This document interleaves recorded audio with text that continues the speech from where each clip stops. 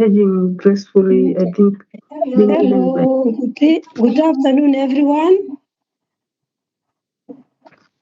Good afternoon, everyone. Yes, Good afternoon, Daktari. It is my hope that you are all well. Good afternoon. I take this opportunity to welcome you all to this webinar of today.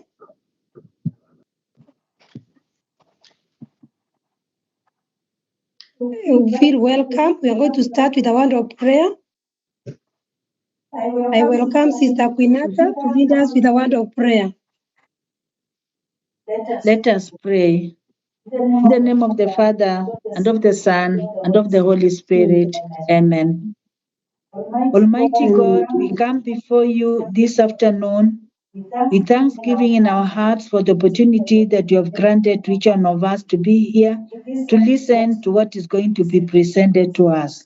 We pray that you may lead us as we start this session. Open our minds and hearts to be receptive, to listen to your word, which will help us to take care of our people in the community. We pray that you may lead us, guide us, and bless each one of us as we start this session. We make our prayer through Christ our Lord. Amen. In the name of the Father, and of the Son, and of the Holy Spirit. Amen. Thank you so much, Sister Quinata.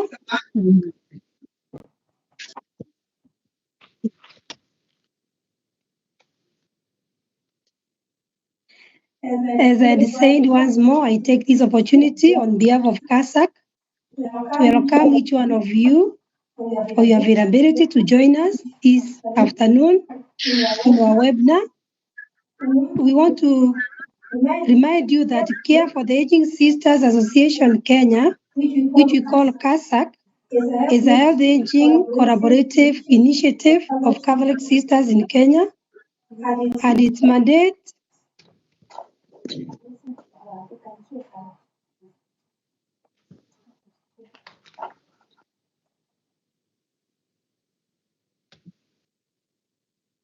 whose mandate is one of the mandates is offering trainings in geriatric care management and promoting awareness and advocacy around aging.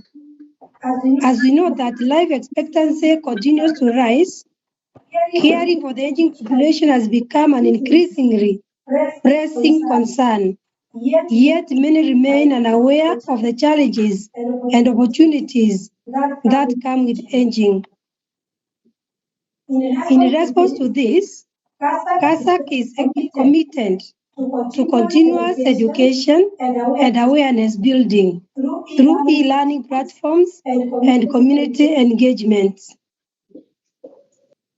We will be offering a series of webinars in partnership with Positive Aging,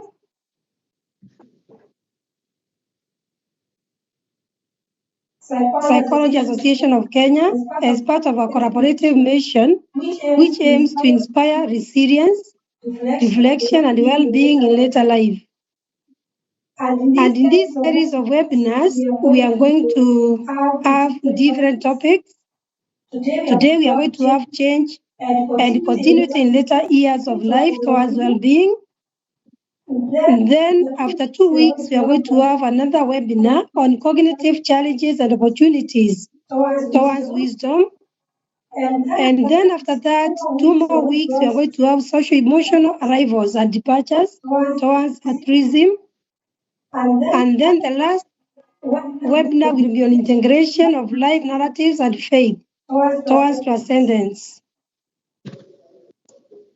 Our topic today is change and continuity in later years of life towards well-being. And we have 3 objectives for this webinar of today. The first objective is to define the concept of well-being and examine how cultural perspectives influence understanding of the stages of life, particularly in later years. The second objective is to analyze the later years of life through psychological models of lifelong development, highlighting the dynamics of change and continuity. And the third objective of today is to explore practical approaches and interventions aimed at enhancing well-being in all the adults by integrating cultural, psychological, and developmental insights. Therefore, on behalf of CASAK, I warmly welcome each of you to this important session. My name is Sister Sahaya G, a daughter of the Sacred Heart and a staff of CASAK. I am privileged to be your moderator for this webinar today. Change and continuity in the later years of life towards well-being. As we grow older, life continues to unfold, bringing with it both transitions and constants. This session invites us, me and you, to reflect on how we navigate change, honor what remains consistent, and embrace the unique strength and wisdom that accompanies aging. Together, we will explore how to support emotional, spiritual, and physical well-being in the later years for ourselves, those we care for, and our wider communities. We as CASAK, we are deeply grateful for your presence and participation. Let this space be one of the learning connections and hope as we journey together towards a more compassionate and informed approach to aging. We will have 6 sections in this webinar, and we request each one of you that you write any questions in the chat box. We will have questions and answers sessions after each section. So kindly, if you have any question as we continue, just drop it on the chat box. We are going to have the session after the first section. We are going to have a space, time for the questions and answers. We are going to read you through. And then I take also this opportunity to welcome our guest speaker. We are very much honored today to have Father Dr. Sahaya G. Selvam, a distinguished Catholic priest, a psychologist, and educator, as our guest speaker. Father Selvam is a member of the Salesians of Don Bosco and currently serves as the executive director of the Don Bosco Development Outreach Network. He holds a PhD in psychology, and he has devoted his career to youth development, pastoral care, and the integration of spirituality and psychology. Father Selvam's extensive experience and deep commitment to holistic well-being make him a highly valued voice in today's webinar, which is on change and continuity in later years of life towards well-being. Welcome. Let us learn together. I take this opportunity to welcome Father Selvam to guide us through the webinar. Welcome, Father.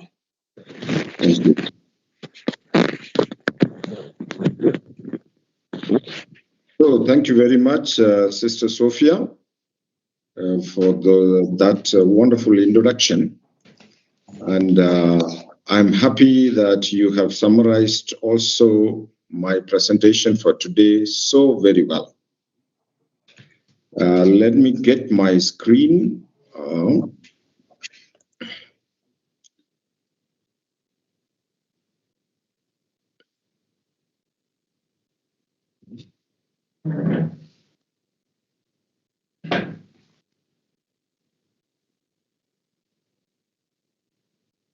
Okay. Yes. So it's nice to be here. As Sister Sophie said, the topic is change and continuity in later years towards well-being. So first of all, thank you very much for that introduction, as well as to CASAK, which I tend to think is an offshoot of AOSK, for inviting us to partner with you, us as Positive Psychology Association of Kenya, which we started in 2020 with some of my colleagues in Kenya to bring a sort of an alternative focus to psychology. Psychology usually is known to focus on problems, pathology, and people tend to go to psychologists when they have a problem. Whereas positive psychology is a new approach in psychology that is focused on well-being and happiness, and not in a shallow sense. That's the beauty of it. It is a deep sort of a scientific approach in understanding well-being and happiness. So as a priest, I feel comfortable with it, and my own master's degree in London and a PhD has been around positive psychology, applying positive psychology theories into religious components in terms of religious behavior, religious thinking, and the emotive aspect of religion. The second thing I like to say is, yes, a sister introduced me. I'm a Salesian of Don Bosco. And as many of you know who are religious here, we deal with the youth. So why am I talking about the elderly? Why am I talking about people in the later years of life? 2-3 reasons. One is when I went to UK in 2008 to begin a master's degree in psychology, followed by a PhD, I found myself in a religious community of Salesians. We were 14 members, and I was in my early 40s by then, and I was the youngest member of that community. And then I used to be sent as a chaplain, sort of a quasi-chaplain, to a care home where at least about 5 people were over 100 years old. And so I got interested from a psychological perspective on understanding what it means to be living through the later years of life. Now, why are we using the word later years? I will clarify. We are going to define the terms. So I'm happy to be here. And this webinar series will be done by me and my colleague, Dr. Beatrice Churu. I will do 2 of these sessions and she will do 2 of them. And we are acting on behalf of Positive Psychology Association of Kenya. And we are happy about this input that we are about to give you. Yes. So, as Sister said, my presentation this afternoon has 6 parts. Some introductory remarks, then we will define what is well-being, and then some cultural perspectives on stages of life. In the introductory remarks, we will say what is the meaning of later years? Why do we use the word later years? Then the 4th part is now later years within psychology models. Some insights from psychology. Then 5th will be change and continuity in later years. Then finally, a little bit of very down-to-earth practical aspects. Yes, there could be theoretical aspects throughout. There could be practical aspects. But I like our sessions to be interactive. So as Sister Sophie said, please, even as I am, the advantage of online sessions is all of us can be, in a sense, communicating at the same time. I communicate through verbal means, but you can communicate through textual means. So you go to Q&A, you put your ideas, you put your concepts there. And I kindly request that all of us keep ourselves muted, unless at the end Q&A section we can have voice inputs as well. I can still hear some microphone being scratched, and anyway. So yes, I will like, and then here and there I will be asking questions, and I will elicit immediate answers from you, so that we are able to interact. All right. So feel free. keep thinking even as I speak. Keep wondering, challenge the concepts that I'm saying, ask for clarifications. So Sister Sophie will read out those comments at the end of every section. And at the end of every section, we will come back to this screen. So you will know when is the time for really I'm going to comment. So you don't wait for the end of the section, but keep thinking, keep typing, keep asking questions. But we will take it at the end of every section. Okay, so here we go. Introductory remarks, the first section. And I have 2 comments to make. First comment is, one could wonder, population of Kenya is still young, which is true.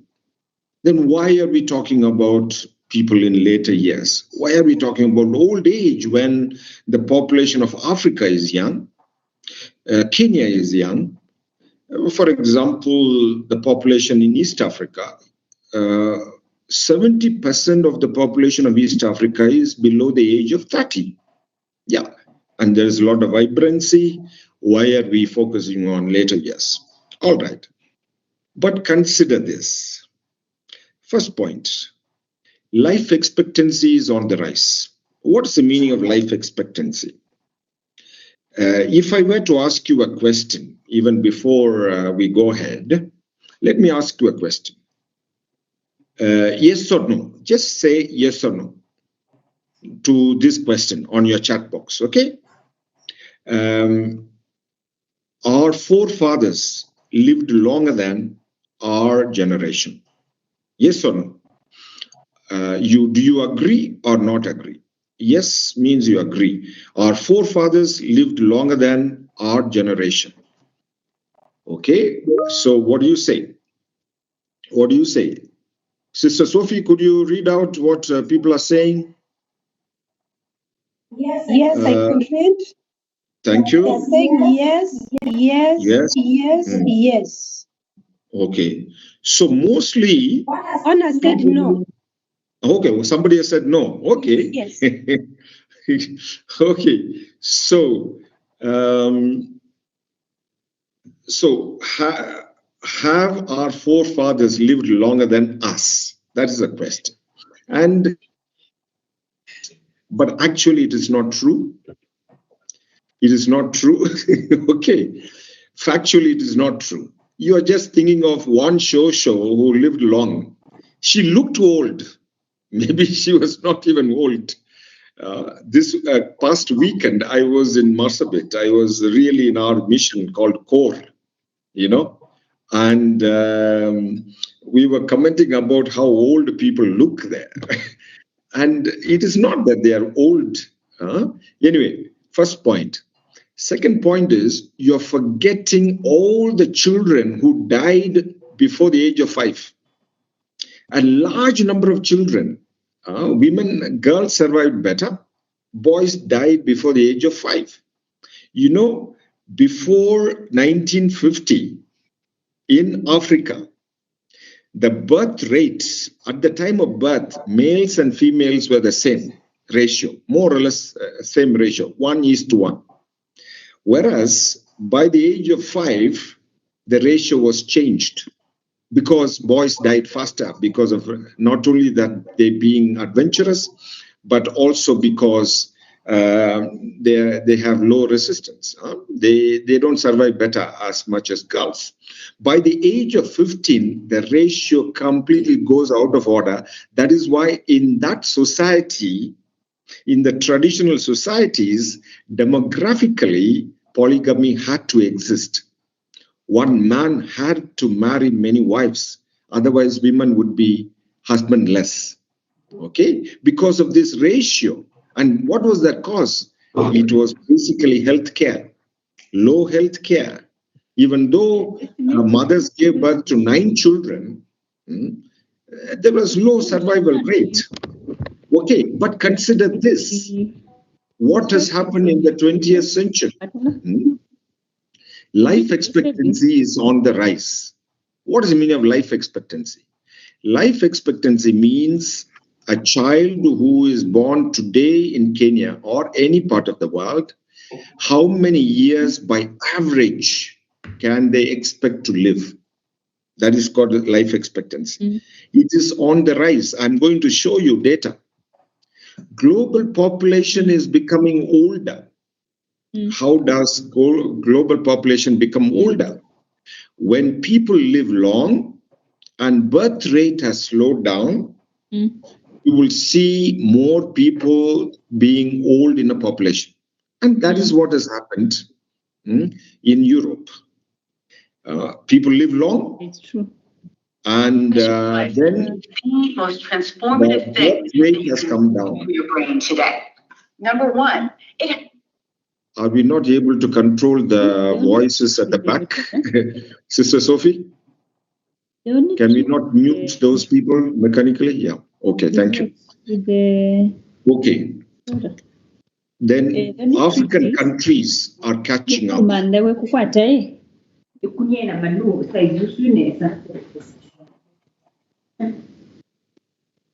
So,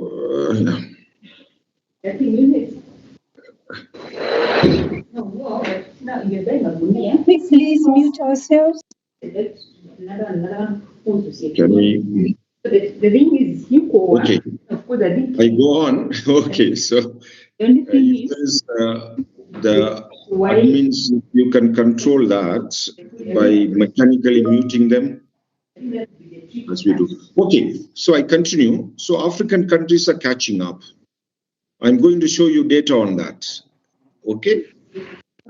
So look at life expectancy. This is a global data. Okay. This is a global data from UN from 1543. Many countries are shown there, individual countries, but you can see a trend. From the data is showing from 1543 for United Kingdom. Okay, so United Kingdom is a country that has recorded life expectancy from 1543. I wonder what was a historical thing behind that, but you can see it has been fluctuating. So when the life expectancy goes down, there could have been a plague or something like that, a war, big war. Then from 1900 or already the second part of 19th century, you can see an upward movement in terms of people living longer globally. So don't be deceived by sort of impressions that, oh, our food is bad today. Of course, we are eating badly, though, but we are eating more nutrient food. Our vaccination and immunization are helping us to survive better. We have better health services, okay? Globally, I'm talking globally. I'm not talking about that core where I was last week, where still they feel left out, okay? But still, so the point here is globally life expectancy is increasing. Now, you see what has happened. This is again a global data. If you take only people below the age of 5 and compare it with the global population of people over the age of 65, by 2020, just before 2020, actually, globally, people aged above 65, that number has overtaken the number of people below the age of 5 in the world. I don't know if it makes sense. Let me explain that again. You see, in 1950, people below the age of 5 globally were more than, very highly, almost 10% more than people below people above the age of 65. But just by 2020, people or the population above the age of 65 in terms of real numbers has overtaken the children, number of children below the age of 5 globally. So you can see the world is becoming older, aged. Okay.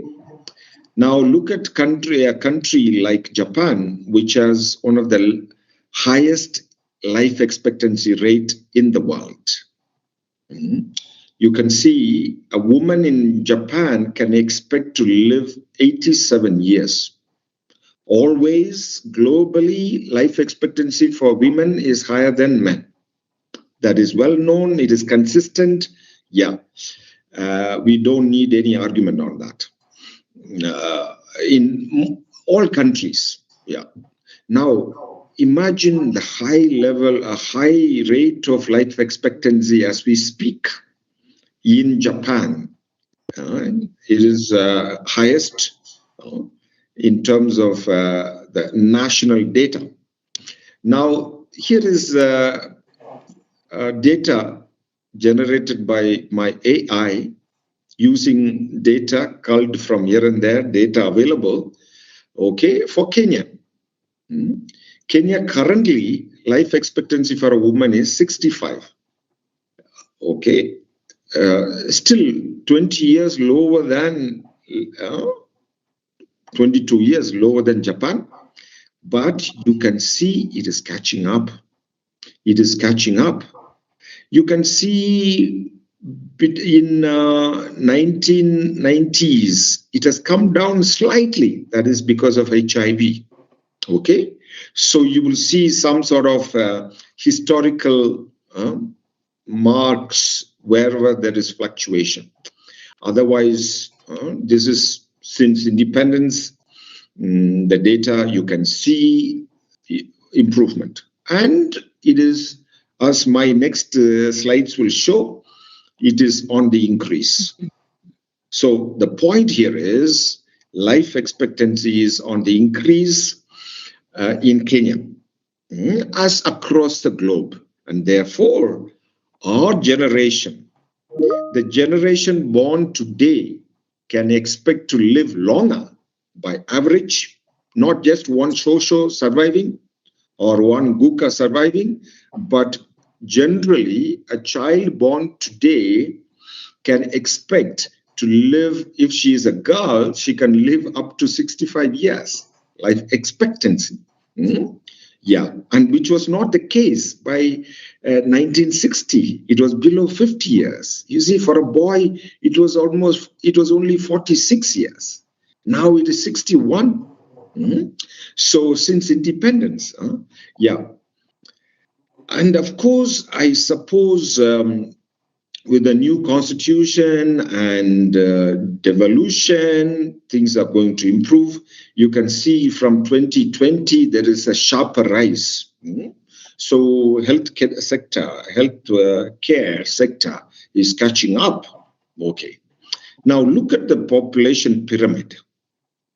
Now what's happening here is, on one side, on the left side of your screen, you have female population distributed according to the age in Kenya. And on the right, you have male population distributed according to age. The age is marked on the left side of the graph, left axis. Then, okay, don't bother about the numbers on the below, but it's in millions, okay? But don't worry about the minus and the plus. It doesn't make sense. But male and female. Now, just keep watching the graph, the movement in the graph, how you can see majority of population, the highest number of age group is 0 to 4 by 2000. But you will see how it is shifting, the shape is shifting. Can you see? By 2050, this will be the expected expected graph. So now, by 2050, you have people in the late 20s people in the 20s being the highest population in Kenya. And then that bulge is going to move up. By end of the century, okay, our graph is going to be almost overturned. our pyramid is going to be overturned. I don't know if it makes sense. Okay, so yes, even in real numbers, just watch the numbers above 60. That is our focus today. People above 60, just keep watching how it is bulging. Above 60, look above 60. You see how in real numbers that is increasing. Yeah. All right. So here is where we are. So we are already having a sizable population above the age of 60. Now compare that with an Italian map. Okay, you see. Now people say, oh, European churches are full of old people. Actually, sociologically, that statement has to be qualified. Yes, churches are full of old people because the society is full of old people. Okay, so sometimes people make very unscientific statements, you know. Of course, another statement is Italian churches are empty. I go every year to Italy at least for 5 weeks, as I did even this year. But at least in our parishes, Don Bosco parishes, like our Basilica of Mary Help of Christians in Turin, there are 5 masses, and the 5 masses are crowded. But even on a given day, if all baptized Italians go for mass, they cannot fill all the churches that are there. There are too many churches. Every street has a church. Anyway, so those are different factors. Let's stay with the age now. So you see the US population. So just a comparison. Now, this figure, this dimension, Kenya will have by 2050. Okay, then to conclude that section of how population is aging, this program, this webinar is sponsored by CASAK, which is an initiative of the sisters, religious nuns in Kenya. But the webinar is open to anybody. That's why we advertised it. So you're welcome, whoever you are. And to be on this part of the webinar, you don't need to be above 60. I'm not above 60 yet. Soon I will be there. But because our main focus is also religious nuns, globally, there is ample research on religious nuns. Very interesting. Psychologists and medical doctors are interested in religious nuns for several reasons, because environmentally they live in protected environment mostly. They have regular life. They eat same type of food day after day. Okay, similar at least, unless somebody is a superior who's traveling all around. And they have very vibrant community life. They have spiritual life. So it has become, the religious communities have become a target of interest for psychologists and medical people on longevity of life. And this is a summary research that I'm quoting here. According to this research, religious nuns across the globe, okay, Africa may not be the same, but across the globe are likely to live 20%, from 20% up to 27% higher than normal population. So life expectancy among Catholic nuns, okay, is at least 20% higher than normal population in that country among women. Now, all these factors lead us to consider looking at later years in a scientific way. And there is a whole science of studying people in the later years.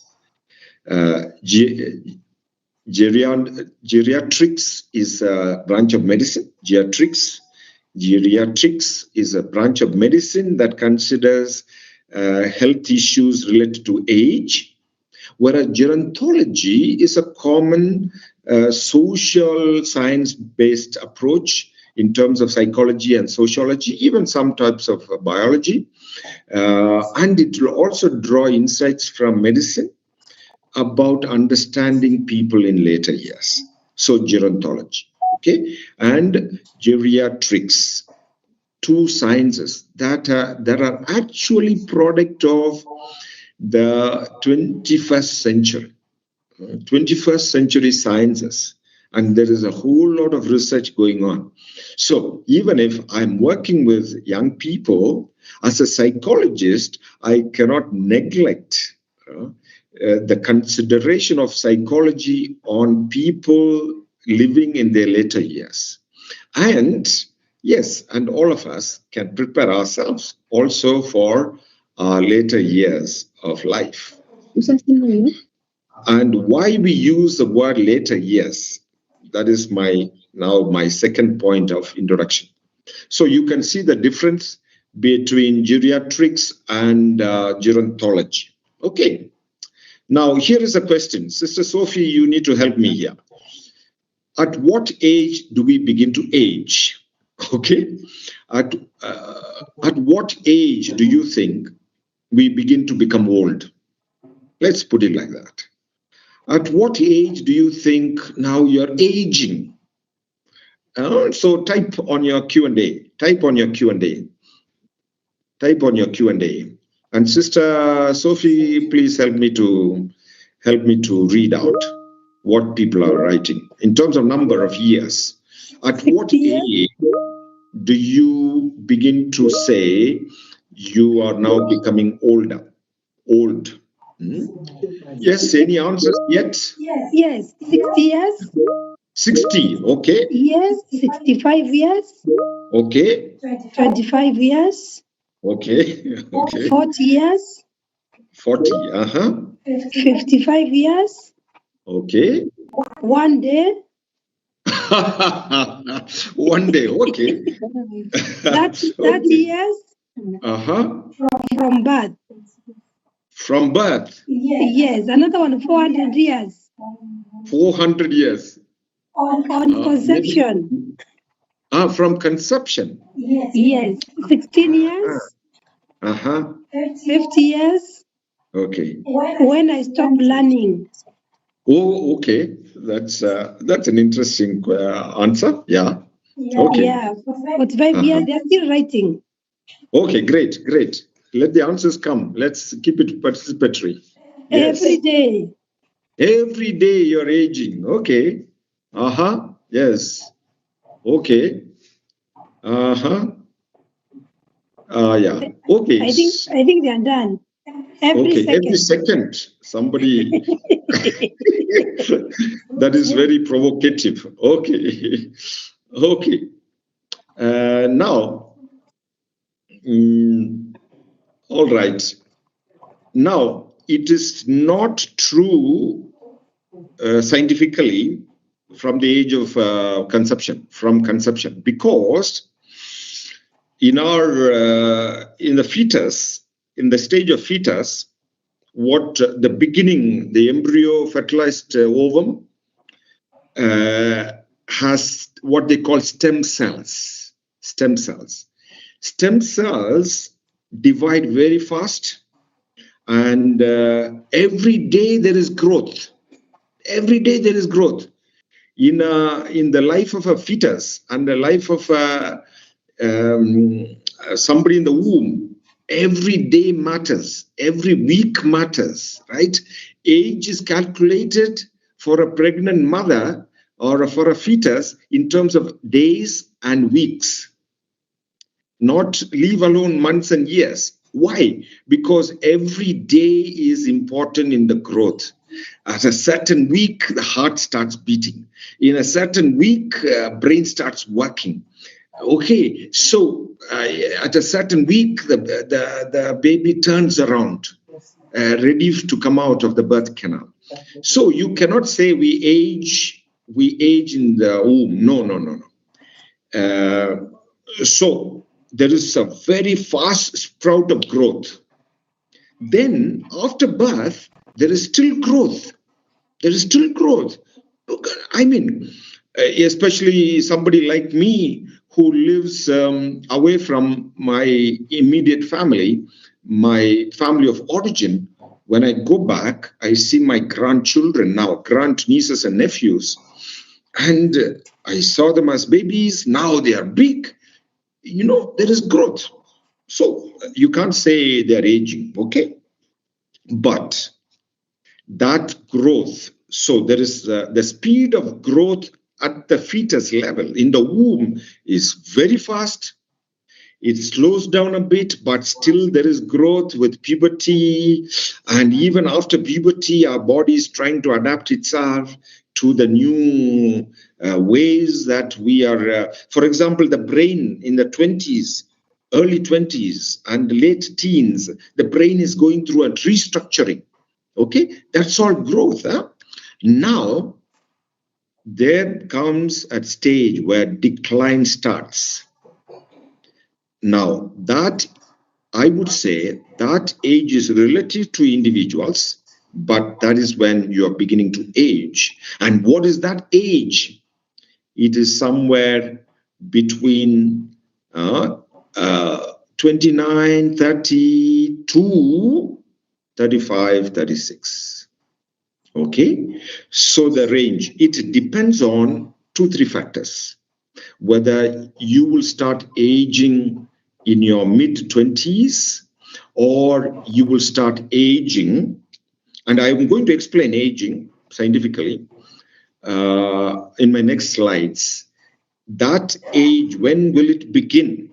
Biologically, in your body, depends on 2-3 factors: genetic reasons, genetic dispositions, your lifestyle. Lifestyle includes the food you eat, the exercise you do, the environment you live in, and the type of work that you do, and all that. Okay. So, and you can delay that aging process. You can slow down that aging process, but there is no escape from it. And then what happens? We start seeing wrinkles. What are the signs of wrinkles? That our skin cell is not as vibrant as it was when we were babies, when we were young. And slowly the teeth start showing signs of age, our eyes start showing signs of age, our ears start, of course, the hair, okay? And in some people it is very vivid, in some people less vivid. So yes, that is the age of aging. Okay, average seems to be around 33, 34. Okay, yeah. So what is aging? What is aging biologically? We need to understand that before we go to the other aspects of psychology. So you see stem cells, you see the age marked here in the graph. In the middle of the picture, you see newborn. So fetus and newborns have stem cells. Okay, and stem cells are like those cells. Sometimes it's difficult to know which stem cell is becoming the brain, which cell is becoming the heart, but they are undifferentiated, but they're all dividing every second. Okay, then when we are young adults, each cell becomes differentiated.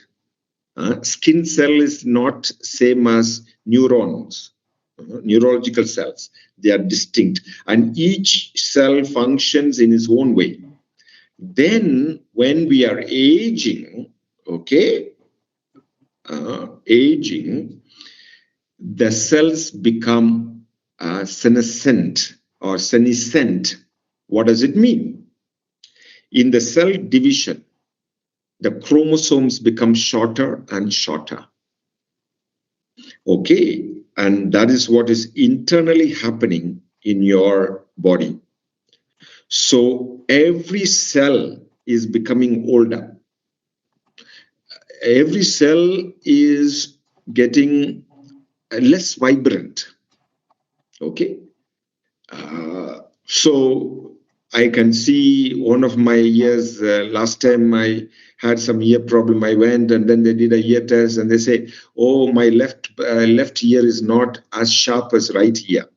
Okay, I don't need help yet, but my left eyes are not, yeah, that's what the doctor said. My left eye is lazier than the right eye. Okay, so the doctors start giving you these things because the cells attached to the eyes are becoming weaker. Okay, and teeth. All of us know I had very good set of teeth until I was 40. Then I had to go to a dentist. Every 2-3 years, I go to a dentist, So those are signs of age. What is at the core of it? Every cell is aging. Every cell is aging. Okay? So that is what we call aging. So we can delay it, but there seems to be no escape from it. Okay? Genetically, some people are well disposed to live longer. Yeah, others maybe life expectancy is short, even genetically. Okay. So what does now later years mean more precisely? Okay. So we start aging, but the signs of age start showing up in terms of slowness, in terms of restricted movements. Our muscles are not supple enough anymore, or we are not creative anymore. So that is when people begin to retire. Now, in many of the African countries, age of retirement is 60. So tentatively, can we keep for our discussions people in later years in terms of age brackets, tentatively, above 60, because I know of my own fellow priests, fellow Salesians, who are 70 years old and they can afford to play football. Of course, we are going to discuss, should they do that or not? We are going to discuss that. Can somebody play football at the age of 70? And is it good for them? We are going to see that. So in any case, we are considering for psychological and sociological and biological reasons the age of 60 for us people in later years. Why we are using later years? It's a polite term so that it can, because when is somebody really old? Because we say as an old person, you see the old is not clear. So we call it later years, okay? So that's in literature, that is a word that is used. All right. Any questions so far? Any questions so far? Yes, Father, we have two questions. Okay, great. One of the questions is why the higher life expectancy for women than men in Japan? What are the factors? Okay. Okay, let me answer that question. Let me answer that question, sister. Okay. First question is, life expectancy for women in all countries is higher than men. In all countries, not only Japan, even in Kenya. As I showed even in the next graph after Japan. Now, what is the reason? The reason is a male child, a male body is more vulnerable to diseases. First point. So that debate about weaker sex, stronger sex, actually in many parameters women are stronger. Okay. Physically, in terms of immunity, women are stronger because God has created them to be mothers. Okay. Yeah, we don't have your in terms of emotional strength, women are stronger. We know from psychology. Of course, the muscular structures are different. The body storage of fat is different. That's why women's body tends to be softer than men. Okay. Now, the second reason why women could be surviving better is also, together with their immunity, they also have better survival instincts to be more caring. They are less adventurous. So definitely, when you're driving on a road, you will know women are more careful in driving. So also that makes them to survive better. So those are factors of life expectancy. Okay. Yes, sister. Next question. What is aging? Sister Sophie, you have a question? Yes. There is another somebody who was asking what is aging, but I think it is already answered. You already talked about it. And then somebody else is asking, can we also say older adults? Aha. Yeah, that's an interesting term. Just as we say young adults, we could also say older adults. Yeah.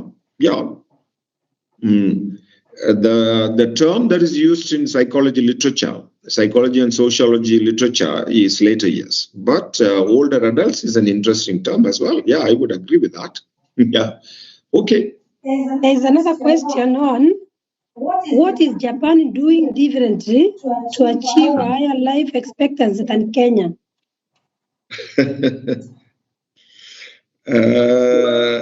Okay. Simple. There could be genetic factors, first point. There could be food habits, second point. Third point, definitely in the contemporary world, Kenya can catch up with Japan if we improve medical care, access to medical care. Yeah. So, for example, I lived in the UK for 4 years. I mean, okay, things have changed even from the time I lived there. But there is a National Health Service. The government takes care of your health completely. You can replace your hip. You can replace your knees at the cost of the government, you see. So, for example, when I was 45, when I reached 45, age of 45, I was not a citizen. I'm a resident, a student at that. I received a letter from the National Health Service. It says, happy birthday, Sahaya, whatever. You are due for a cardiovascular risk assessment because you are now in the late second part of your 40s. Okay, so they said go online, fill a questionnaire, then you will get an email on which clinic to go to. Okay, I went, they took my blood, they did a ECG and urine test and all that. Then the next day I went, the result was there. I was given free consultation and advice how to take care of myself. And the doctor declared me very good health. Okay. And what type of work? Sedentary work. I'm a scholar. Okay, you have to go for walks. That's all. So now they live longer. Definitely, even the UK is 85. Yeah. So if I can assure you, I'm a Kenyan citizen now, actually. In Kenya, if we can control our corruption, we can have better healthcare, we can have better education. That is the solution in practical terms. Okay, yeah. And even if government starts today, in next 10 to 15 years, we can catch up with Japan. Yeah, okay. Thank you so much, Father. There are some comments here. Yeah. Somebody is commenting saying, older adults is used by gerontologists. Another one is saying women let out their emotions through crying, which relieves stress. Yes. Then another That's one an is saying interesting comment. fish diet in Japan gives longevity to the Japanese. Yeah, that is seafood is one of the secrets. Yes, I would have mentioned that. Even the seafood has omega-3, which which slows down the senescence process in the cell division. And also seaweed. You know, Zanzibar is one of the exporters of seaweed, but we don't eat seaweed. And in Kenya, of course, everything is ethnicized, including food. When we say fish, it's for somebody. I don't want to mention the ethnic community. Okay, okay, sister, go ahead. There is another question here. You said cells start aging in old age, but we are told cells continue renewing themselves every day, so often, even in old age. Please explain. Okay, that's an interesting question. Yes, sure. Cell division still happens. Okay. For example, our nails grow. Okay. Cell division takes place. But inside the cell, there is a biological process called senescence, whereby the chromosomes are becoming shorter and shorter. So the vibrancy of that cell division is being challenged.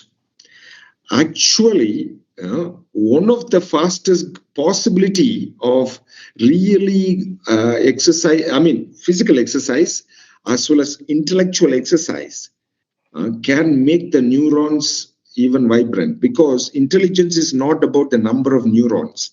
Intelligence is about the synapses you create between the neurons, the connections. So at old age, we have possibility to make those connections, yes. But inside the cells, okay, there is a degeneration process that's happening, and that's the aging process. Okay, yeah. Thank you so much. There's another question here. Are wrinkles also associated with a stressful life, or it is only aging process? It is, let's say, correlation, or stress can fasten the aging process. Okay, so it is not that stress is causing the wrinkle. Stress is a antecedent, as we say in science. It's a factor that could contribute to the speed of aging. Yeah, and the type of lifestyle. We put it in general lifestyle. Yes. Thank you so much. There's another question here. Why are people afraid to say their age? I suppose there is a fear of rejection. There is a fear of saying, old age being identified with uselessness and being vulnerable, being a burden, within inverted commas. There is that perception. I suppose that perception makes us not accept that we are aging. Yeah. Then there is a last comment here. Somebody is saying, may I add lifestyle and behavior? For example, exercise more regularly and avoid smoking and excessive alcohol, coupled with workplace hazards like construction, potentially leading to earlier mortality. Yeah, definitely. Lifestyle. So there are genetic factors, there are lifestyle factors. Lifestyle it is nature and nurture. Yeah. And when we say genetic factors, basic across whatever behavior we are talking about, whether it is personality, whether it is certain tendencies, when we say genetic factors, genes have to be triggered by the environment. And then there is also a whole new area of epigenetics, that genes are also dynamic. Genes also fight against its own programming. That is what is called epigenetic. Yeah. And that is now a positive mutation. Our body is also organic, just as our psychological system is organic, as we will see, that the genes are able to bounce back as well. So that is called epigenetic. Yeah. So it is not just a story of gloom. Aging is not just a story of gloom. It is there are so many dynamic factors that are happening. Yes, definitely. So thank you for those insights. Thank you so much, Father. I think we don't have another question. We can continue. So we go ahead. Okay. So the second part of our presentation, what is well-being? Okay. What is well-being? Because as we said in the beginning, we come from a positive psychology background.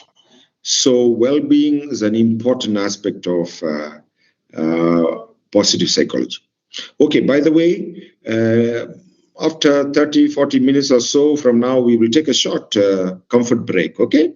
So hold on there. So well-being, what is well-being? It's a state of being comfortable with oneself.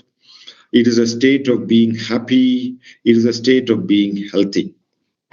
So let us start with a negative definition of well-being.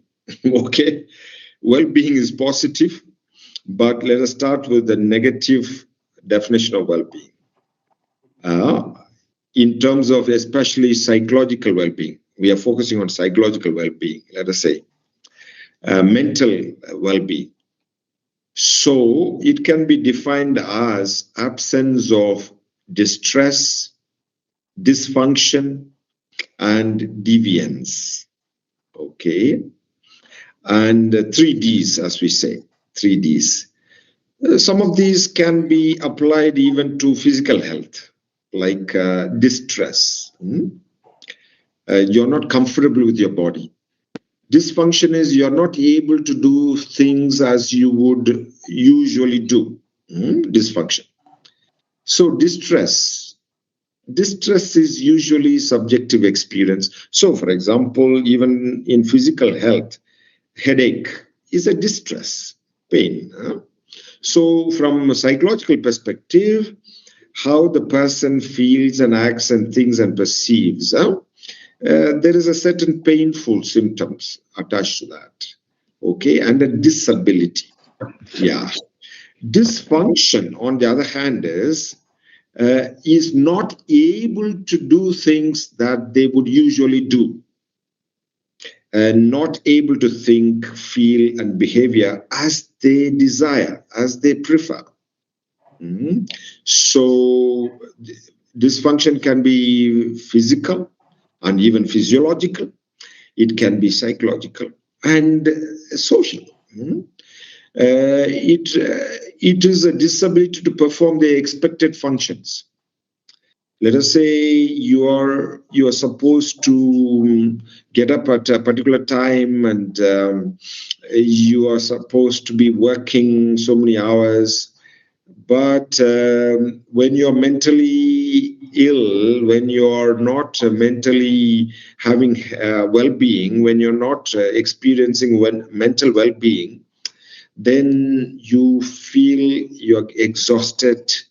You feel tired, you're not able to do things, you're not able to even take yourself out of your bed.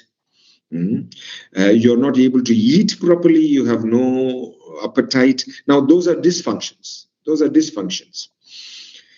And sometimes you feel like harming yourself. Now, those are now mental challenges to mental health. Deviant, what is deviant? See, when we take a general population in any given situation, under any parameter, most people will fall in the center. But you will have some people falling on extremes. Now, that extremes could be identified as deviant. So in terms of mental health, mental well-being, so these extremes are indication of deviance.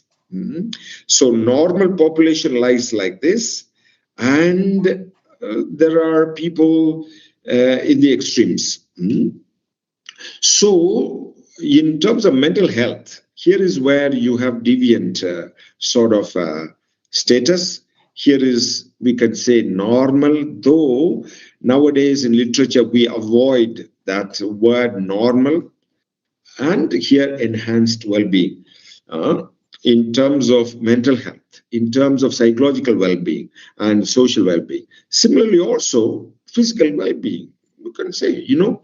So those who are on the left side of the graph, they are the ones who need attention in terms of improving their health. But in terms of, we will see, in terms of enhancing health and enhancing well-being as we are here, most of us might be in the middle of the graph in many, many parameters. But how do we improve ourselves? Yeah. So positively then, well-being is social well-being. It can be seen as social well-being. It can be seen as functioning, that is psychological well-being, and it can be seen as subjective well-being. And what is the meaning of subjective well-being? Subjective well-being is, I know I feel good, okay? I'm satisfied with my life. That is subjective well-being. How I perceive my own well-being, okay? So subjective well-being. Second aspect of functioning is even other people are able to perceive that I'm able to get up in the morning, I'm able to be in time for my responsibilities, that I'm able to fulfill the responsibilities in my family and in my community as expected. That is functioning. I'm able to eat normally, I'm able to sleep as usual. Okay, so that is functional. Whereas social well-being is, I feel accepted in a group. I feel I'm making a contribution to the group that I belong to. So, in terms of well-being, all these three dimensions have to be put together. So, whenever we use the word well-being, we are meaning all this. But the contributing factors can be physical, contributing factors can be psychological, and contributing factors can be social. Okay, so, but the way I experience well-being can be three-dimensional, and all these three-dimensional aspects have to work together to be able to qualify that I'm enjoying well-being. Now, another question. Sister Sophie, you need to help me here. What do you see? What do you see? What do you see? Okay, this is a very famous picture. Sister, could you read out for me, please, comments on the Q&A? What do you see? Let them write. They have not started writing. Okay. So, just to see what you, not only the words, but also the images in terms of what you see.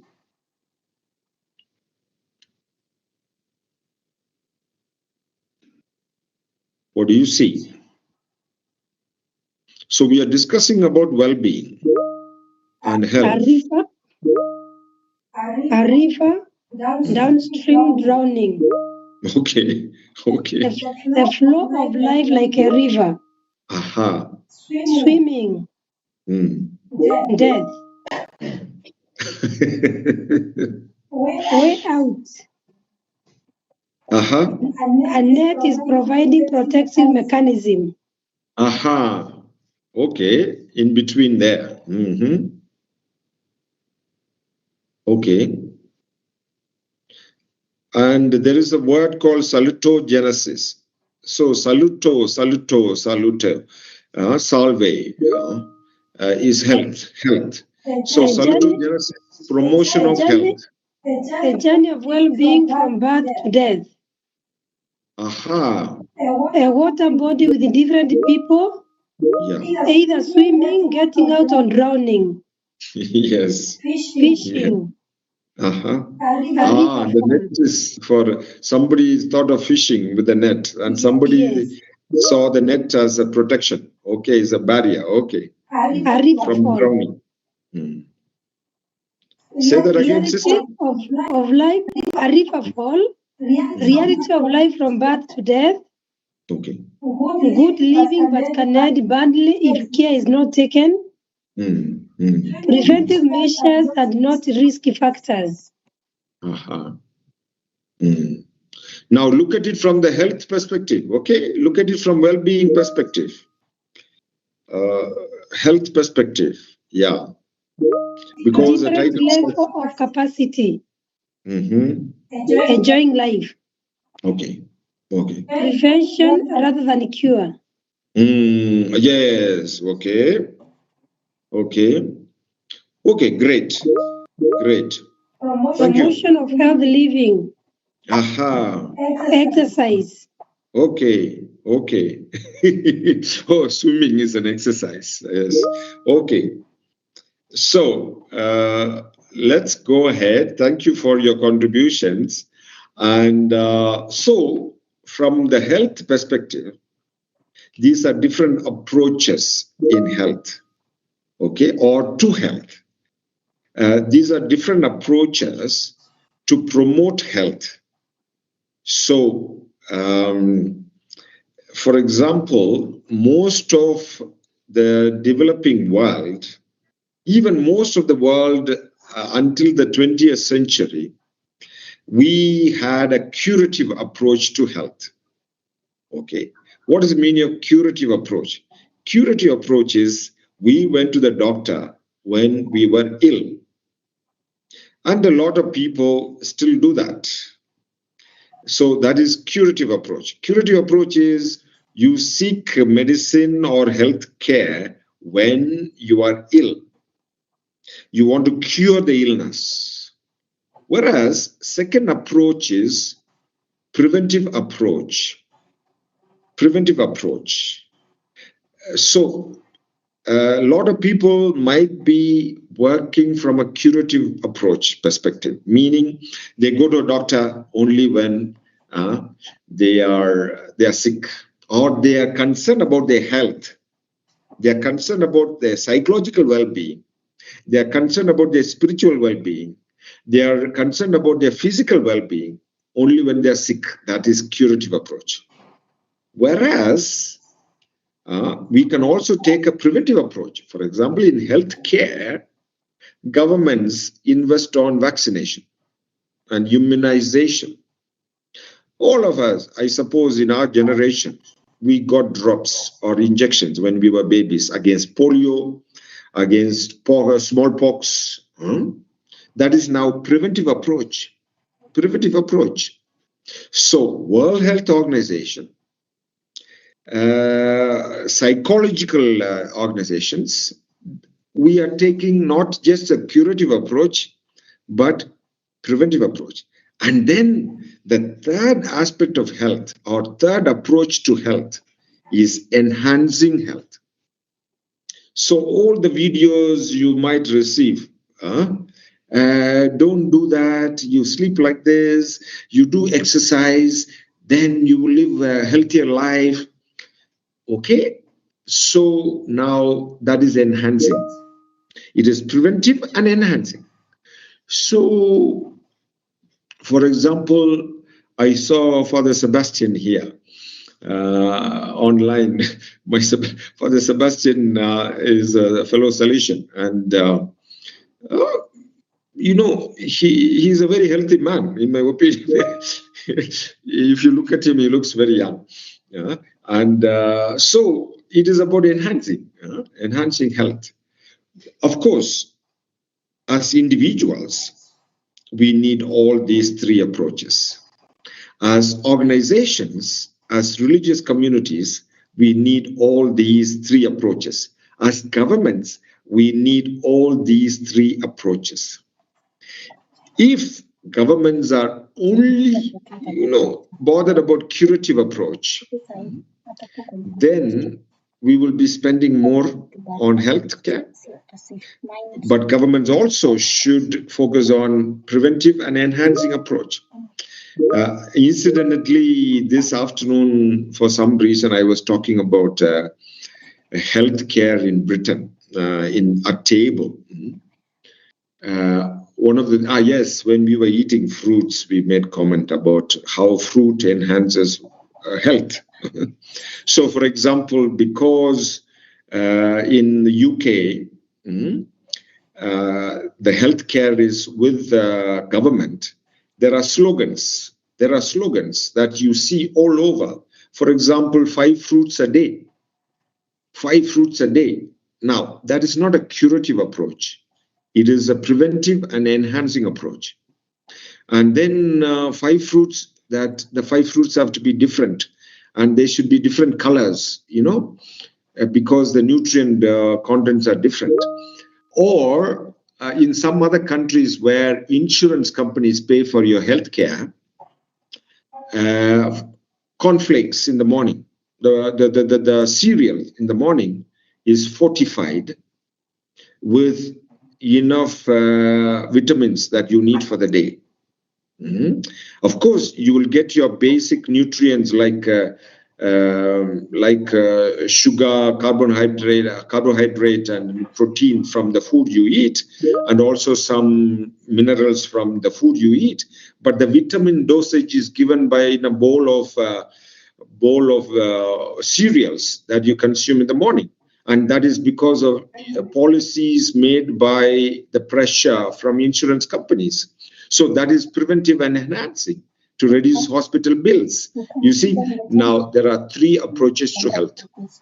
Now, this series of webinars that we are having is more also in the enhancing and preventive approach to psychological and social and physical well-being. Of course, we are more focusing on the psychological. These webinars are focusing on the psychological well-being from a preventive and enhancing perspective. And that is what positive psychology is about. Okay, so, all right, yes. And I think I'm still with the sort of introductory comments. Yeah, so now health, especially mental health, is a spectrum. It is not either or. Even well-being, especially mental well-being, psychological well-being, is a spectrum. At any given day, it can fluctuate. It can fluctuate. So, for example, if we have extremes here, languishing and flourishing, on a given day, you will find yourself somewhere, you could be anywhere in this graph. So we keep swinging.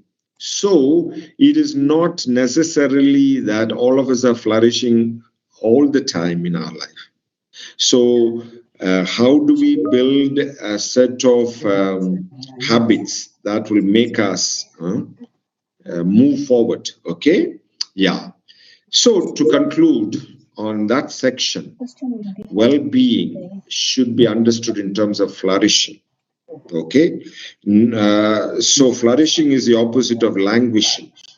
And that flourishing is built by our own life satisfaction, or a personal perception of health and well-being, our functioning, and our social well-being, how we feel accepted, how we engage with others in our environment. Okay, so when we talk about towards well-being at later years of life, this is what we want to achieve according to the status of our life, according to the age of our own selves. Okay, so that is well-being. So what is well-being? Well-being is flourishing. How is well-being flourishing built?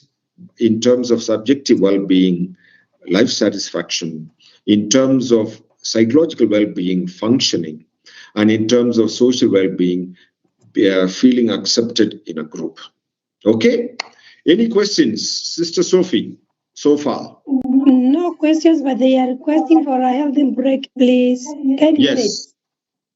Okay, how many minutes? 10 minutes. Wonderful. Let's take a healthy break. They can keep on writing the questions. They are going to capture them. All right. Thank you. Thank Okay. you. So we are coming back in 10 minutes. At 18, 16, 28. Okay, great.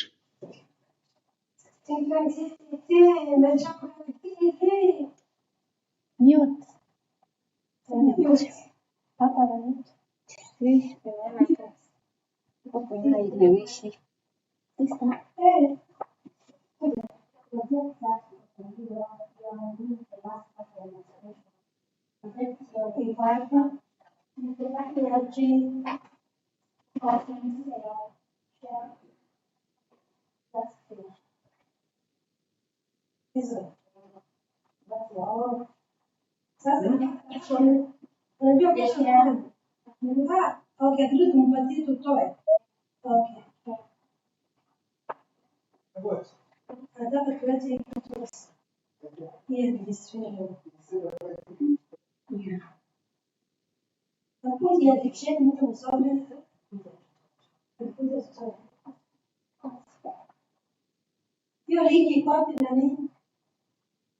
Nikutumia link.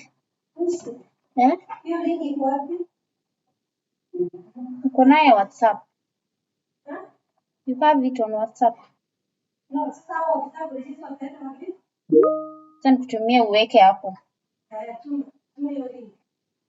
Nikutumia WhatsApp. No, see that is a presentation. Hata ukiattach hawezi link.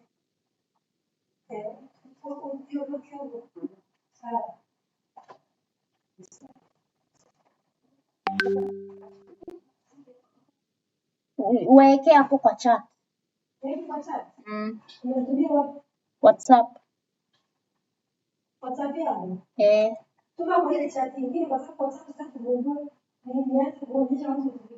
Si nikutumie wapi sasa? Which chat? Lakini niko na screens mingi open.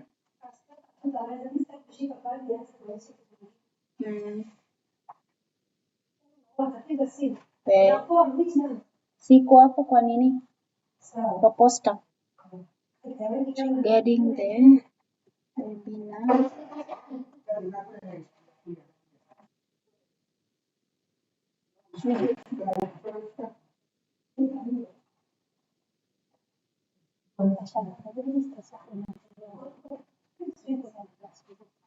Koja kidogo. Tuseme just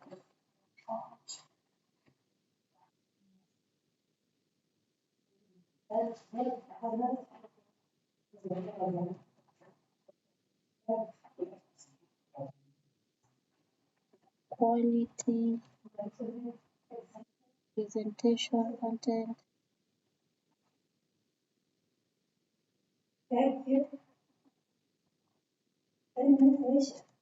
Bado content.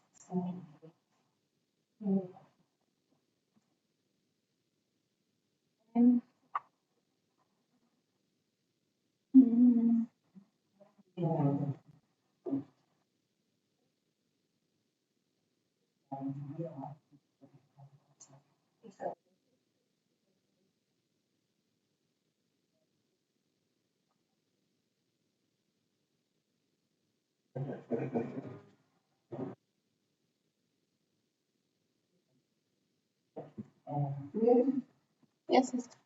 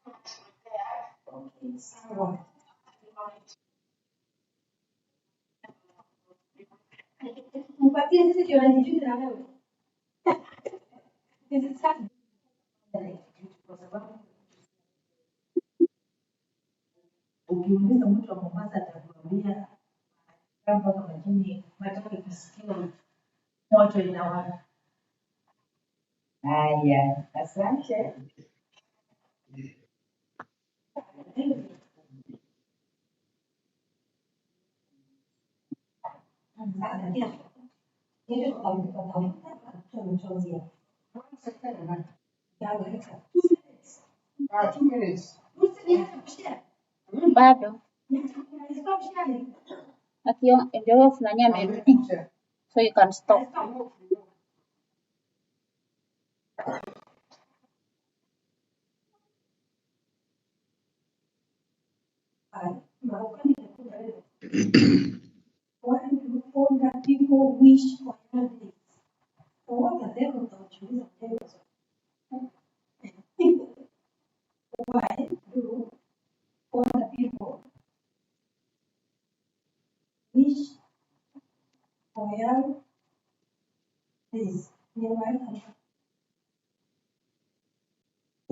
Welcome back. Welcome back. Hope we had a good break, good healthy break. Father, we have three questions here. Yes, please. I hope we'll be able to answer them. Yeah. Before we go to the next section. Now, there's one question which is asking, why do people wish for younger days?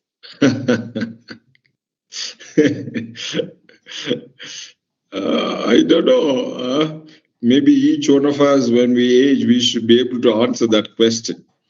Is it a certain nostalgia about being young? Is it a certain desire that we have as human beings to be doing the same things all our life? Is it an reluctance to accept the nature of life and how our bodies work, our minds work? So yes, I think that is how I would respond to that question. Yes. Thank you so much. Another question. Why does physical aging seem to begin with movement? I'm not too sure if I get that question. Physical aging actually slows down when you move a lot. Okay. I'm not too sure if I get that question. Yeah. So maybe a person can clarify that question by rewriting it. So I think she wants to ask, Why does physical aging seem to begin with a weakness in movement, shortage of movement, maybe the legs, the bones? Okay. In terms of the difficulty in movement. So difficulty in movement is a sign of aging, right? So why? It's because of, remember the cell division, the point about the cell division, the senescence, and I think that can explain a whole lot of stuff. So when the cells are becoming weaker, though the cells are dividing, within the cell, the chromosomes are becoming shorter and shorter. So the vibrancy of the cell, the ability of the cell is being weakened. So, for example, our muscular cells become weaker, and then unjoined bones become weaker, and therefore we are not able to function as we were when we were in the prime of life, whichever age that was. Yeah. Thank you so much. There's another question. And she is saying that I am sharing this question not only for Reverend Dr. Sahaya, but to all of us for discussion and suggestions. In Kenya today, what resources are readily available or easily accessible that may be recommended for our older population, stroke all of us to maintain their well-being? Yeah. What do others say? What do others say? Maybe you can post your comments on the chat, please, on the same. Meanwhile, there's another question here. I think for many people, it is because of their unmet expectations of life. With reference to the question of why we fear aging, she was commenting on why people fear aging, and she's saying, I think for many people, it is because of their unmet expectations of life. Yeah, fair enough. Very, very meaningful, I think, answer. Yeah, thank you. Thank you for that. And as we go forward, we will also understand how we are prepared or not prepared to face that stage of our life. Because every stage of our life comes with its challenges and opportunities. So if we are not prepared, just as adolescents have their own challenges, just as young adults have their own challenges, I suppose also in later years we have our challenges. Therefore, we need to be accompanied. We need to be prepared. And I suppose seminars like this, or webinars or discussions around this are part of that preparation to handle that crisis within inverted commas. Crisis is a stepping stone. In Greek, crisis, the root meaning of crisis means a stepping stone. Now, yes, it's like crossing a river. When you step on a stone, you have to be a little more careful. You have to negotiate the movements. But once you are stable, you enjoy the crossing. So that is what it is. And therefore, we go through these stages, midlife, later years. Yeah. Thank you so much. There are some more questions here. Somebody is saying, the one is recommending that there are gyms coming up. So maybe those are available opportunities. And then there's a question here. Somebody is saying, no, a comment, more than a question. I appreciate the three approaches in health. What do you say about those in later years, but believe so much in herbal medicines? Aha. Okay. You may agree or not agree with me on this herbal medicine. Now, herbal medicine is a possible treatment plan, okay? and we should not lose the wisdom across our traditional societies. In Asia, in most of the countries like China and India, there has been a scientific approach to herbal medicine and traditional medicine. And even in Tanzania, there is a better effort, in my opinion. In Muhimbili, there is a whole department of traditional medicine trying to chemically analyze the plants and the herbs used by the traditional medicine men.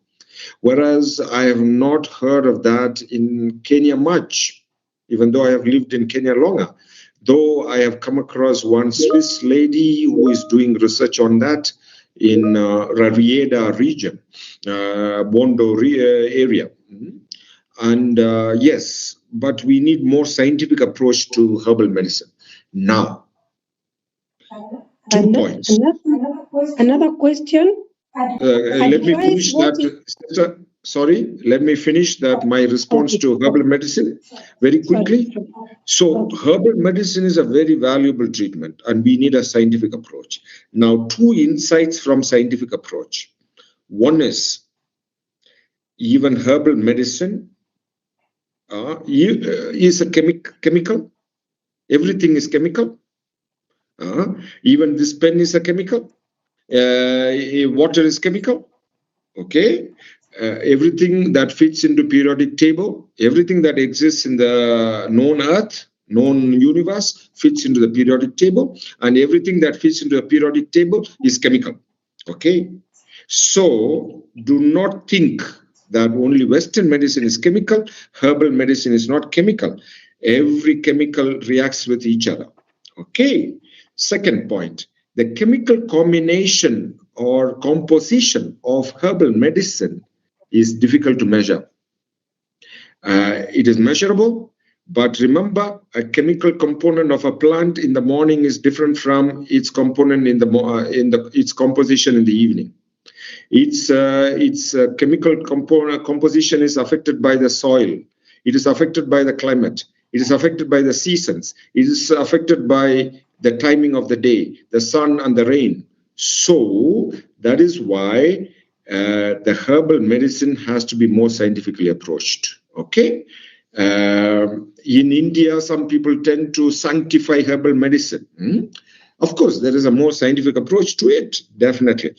But then some people mix both Western medicine and herbal medicine at the same time.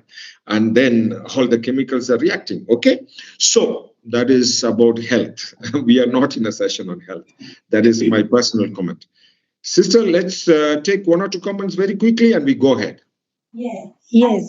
Advise what is the best practice in a religious setup in case of those in later years that is owned. Is it good to put them together in one convent or to distribute them to convents to live with young people?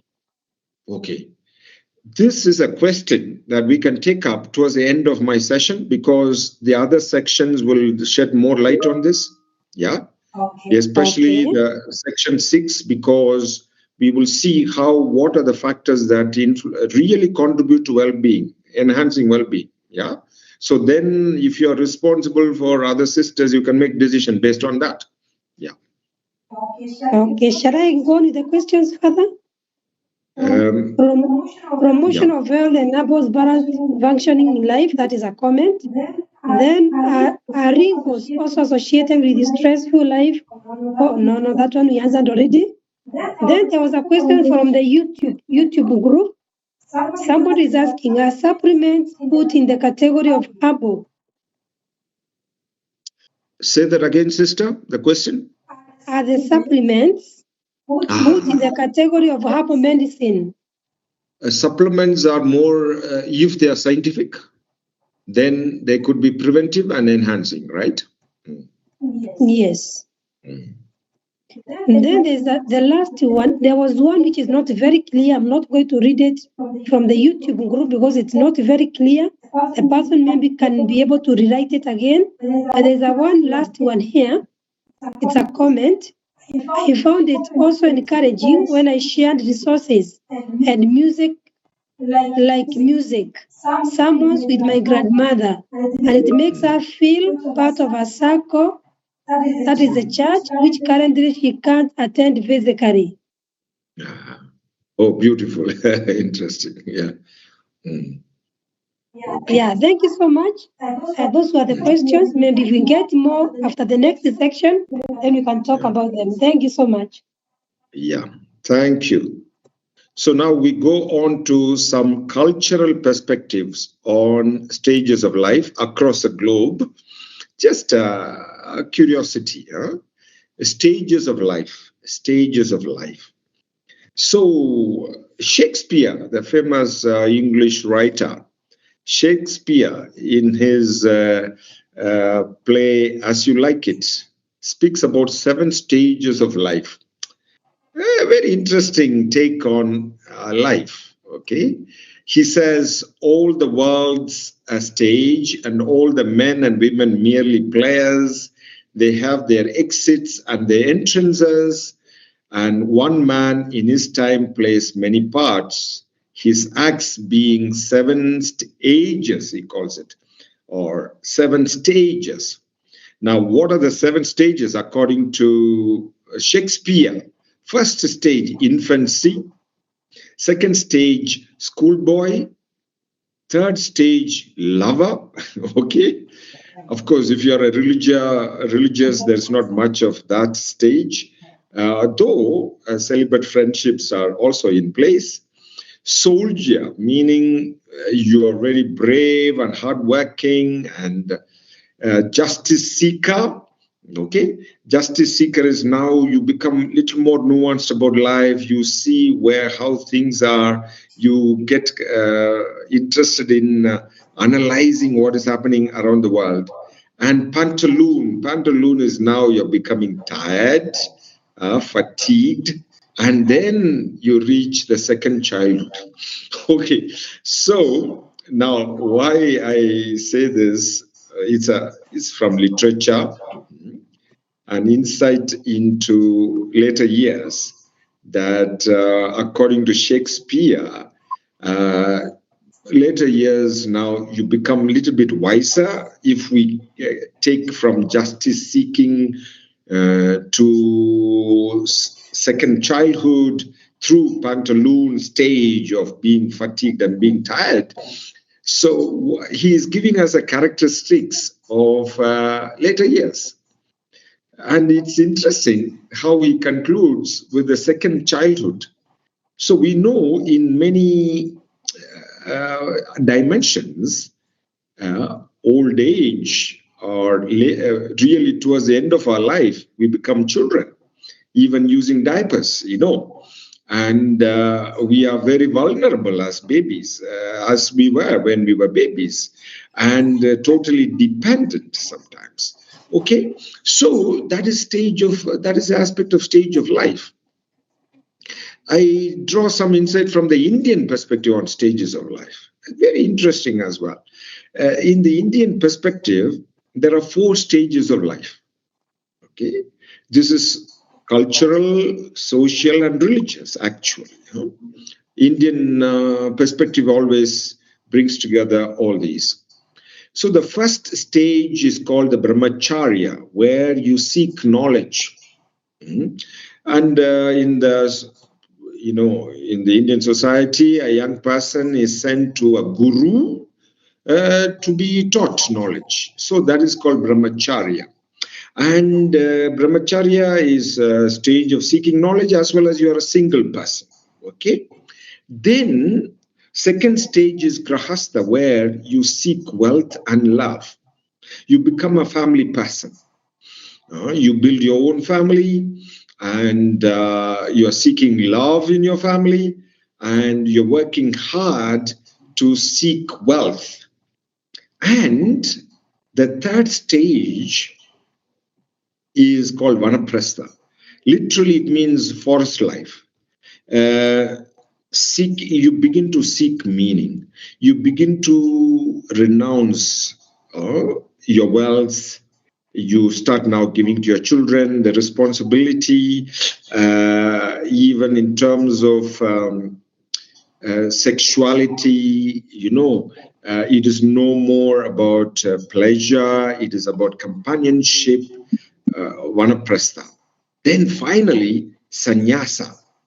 Sannyasa is now marked by seeking enlightenment and seeking God in a very committed way. And in the Indian tradition and in the Hindu tradition, this is now religious life. Sannyasa is religious life, which begins by vanaprastha. Actually, there is an R missing, S missing. Vanaprastha and sannyasa. So, in Hinduism and even parts of Buddhism, either you can choose to be a celibate all your life, or you can get married, live a married life for some years, and when your children get now married, when children are in marriageable age, even if you're living in a family, you might say goodbye to sexual behaviors. And then slowly you're dedicating your time to more higher aspects of transcendental aspects of meaning in life, enlightenment, all that. So it's very insightful. Interestingly, when I was in 2008, when I started studying seriously the psychology of later years, even as part of our reading material for our psychology course, and that was the last year of the earthly life of my dad. And he died in 2009. And I have observed my dad go through these 4 stages, and my mom a little bit earlier, I would say. But it's interesting. It's interesting. We are Catholics, 100% Catholic in my village, but this is part of the culture. And I begin to appreciate, and I think personally I am going towards vanaprastha myself. Okay, don't ask my age, but more and more I think I'm going towards vanaprastha after all that work in the university and all that responsibilities, and, so it's an interesting insight. Very deep as well. So you can read about it. You can insight. In the African perspective, the elder, and unfortunately, even though nowadays we have women chiefs, and in some tribes and some ethnic communities, some clans, there have been women chiefs as well, traditional chiefs, women elders.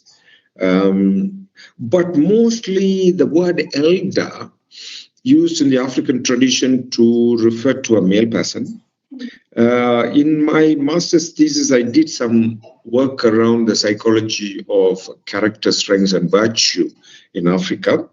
And one of the insights that I got from analyzing anthropological data from a psychological perspective is that the elderhood, an elder is seen to be an epitome. Epitome means a person who is virtuous. And that is why not all the old people are nominated as elders. Last week, I spent quite some time in traditional societies among the Rendile and the Samburu, going to the Manyatas. Of course, we were focusing from the development perspective, but one can see even when you go today to those traditional societies, how the society is stratified, according to age group. And I remember engaging in a conversation with a young boy who must have been like 10 years old, 12 years old. And so I remember asking him, is he your brother? Like there was a young boy nearby. He says, no, he's not my age mate. You see, so the definition of a brother in that context is an age mate, not necessarily born of the same mother. That's what the boy was trying to drive to me. So the social stratification is very interesting. And now the elders in such a society are seen to be virtuous people.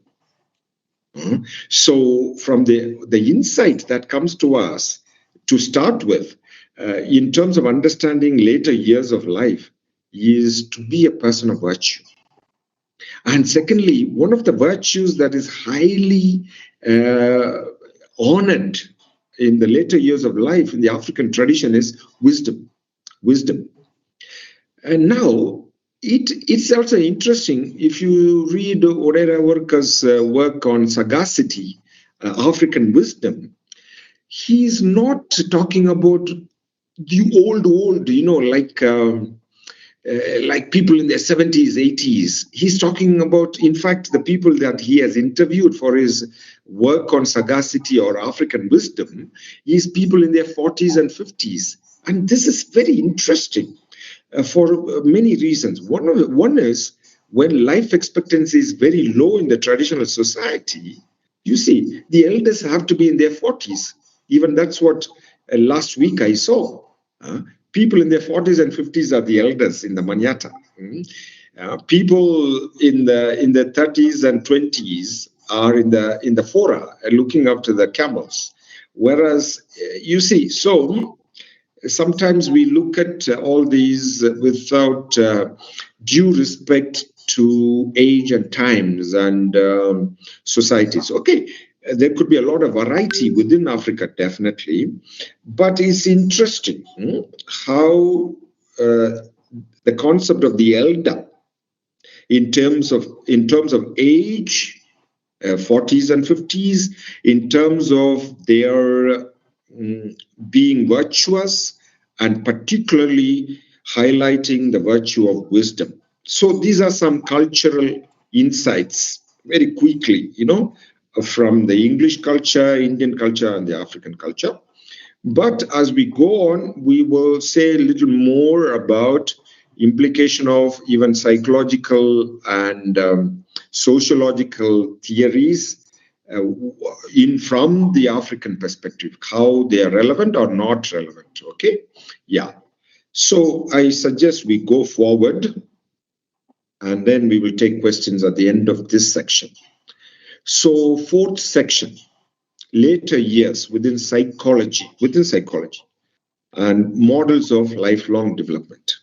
One of the very influential model of lifelong development, psychosocial development, is from Erik Erikson, a psychologist. And he talks about 8 stages of lifelong development from a psychosocial perspective. You see on the top of the slide, infant, toddler, preschooler, grade schooler, teenager, okay, young adult, mid-age adult, older adult. Interesting, okay, the word older adult is being used here. Now, to understand this model of Erik Erikson of psychosocial development, we need to understand a very important premise, an assumption under which Erik Erikson is working. He sees each of those stages, the 8 stages, in terms of conflict between 2 possibilities. Okay, so that is where the crisis is, what we talked about earlier.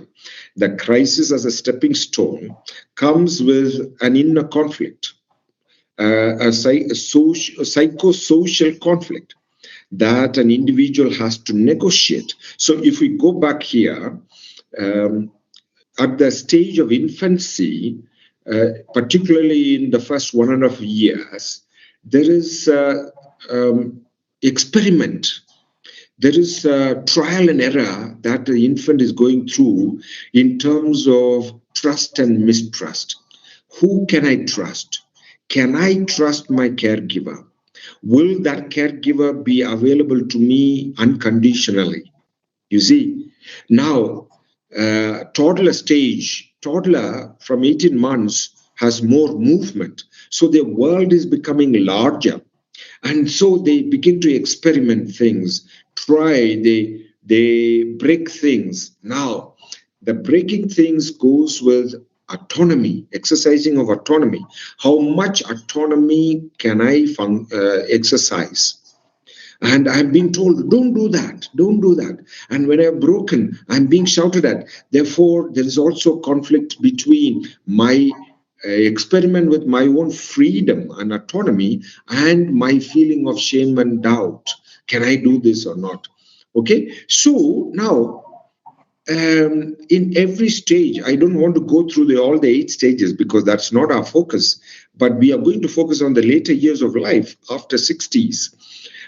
So every stage is marked by a conflict between 2 possibilities.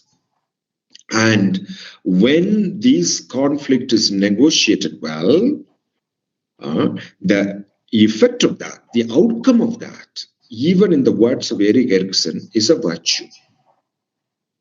A positive aspect of life, a positive state of life, a positive thing that I carry along for the rest of my life.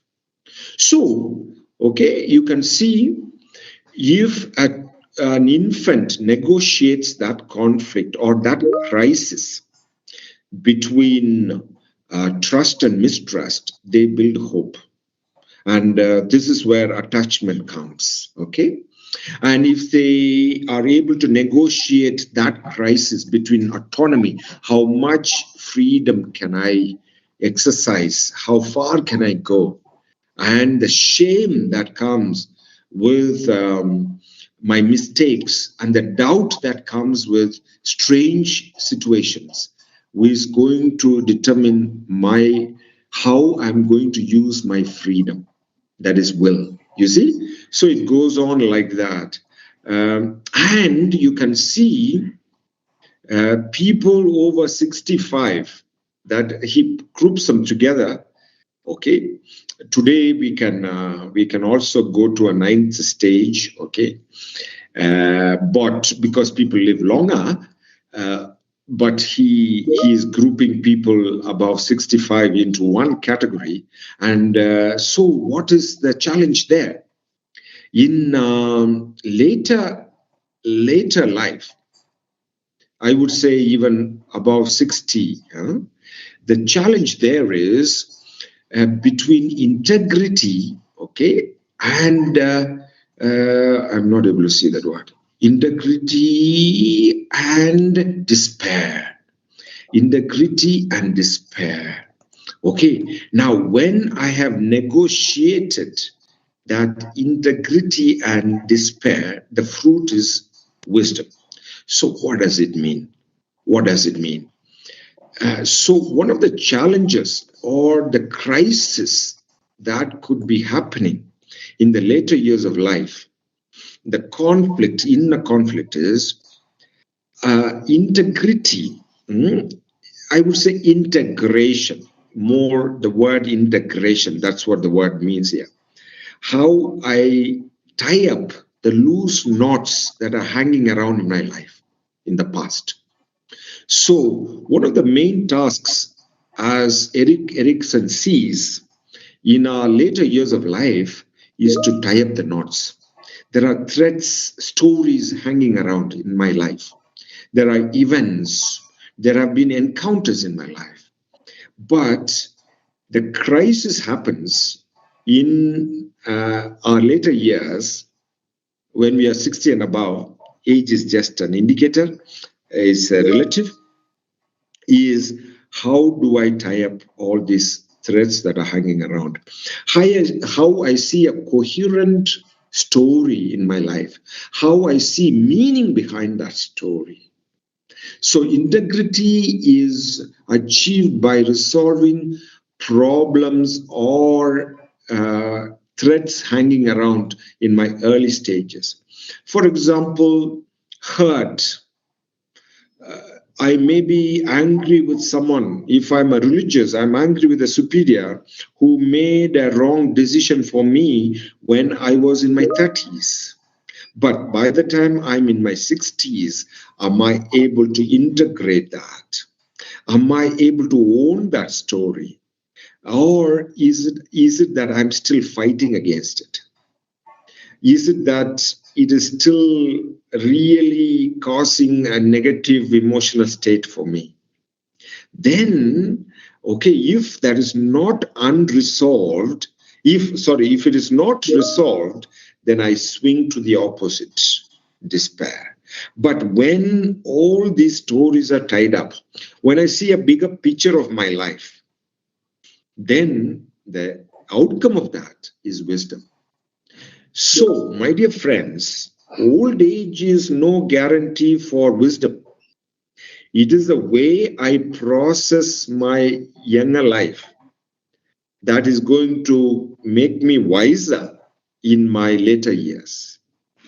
So, wisdom doesn't come automatically with age.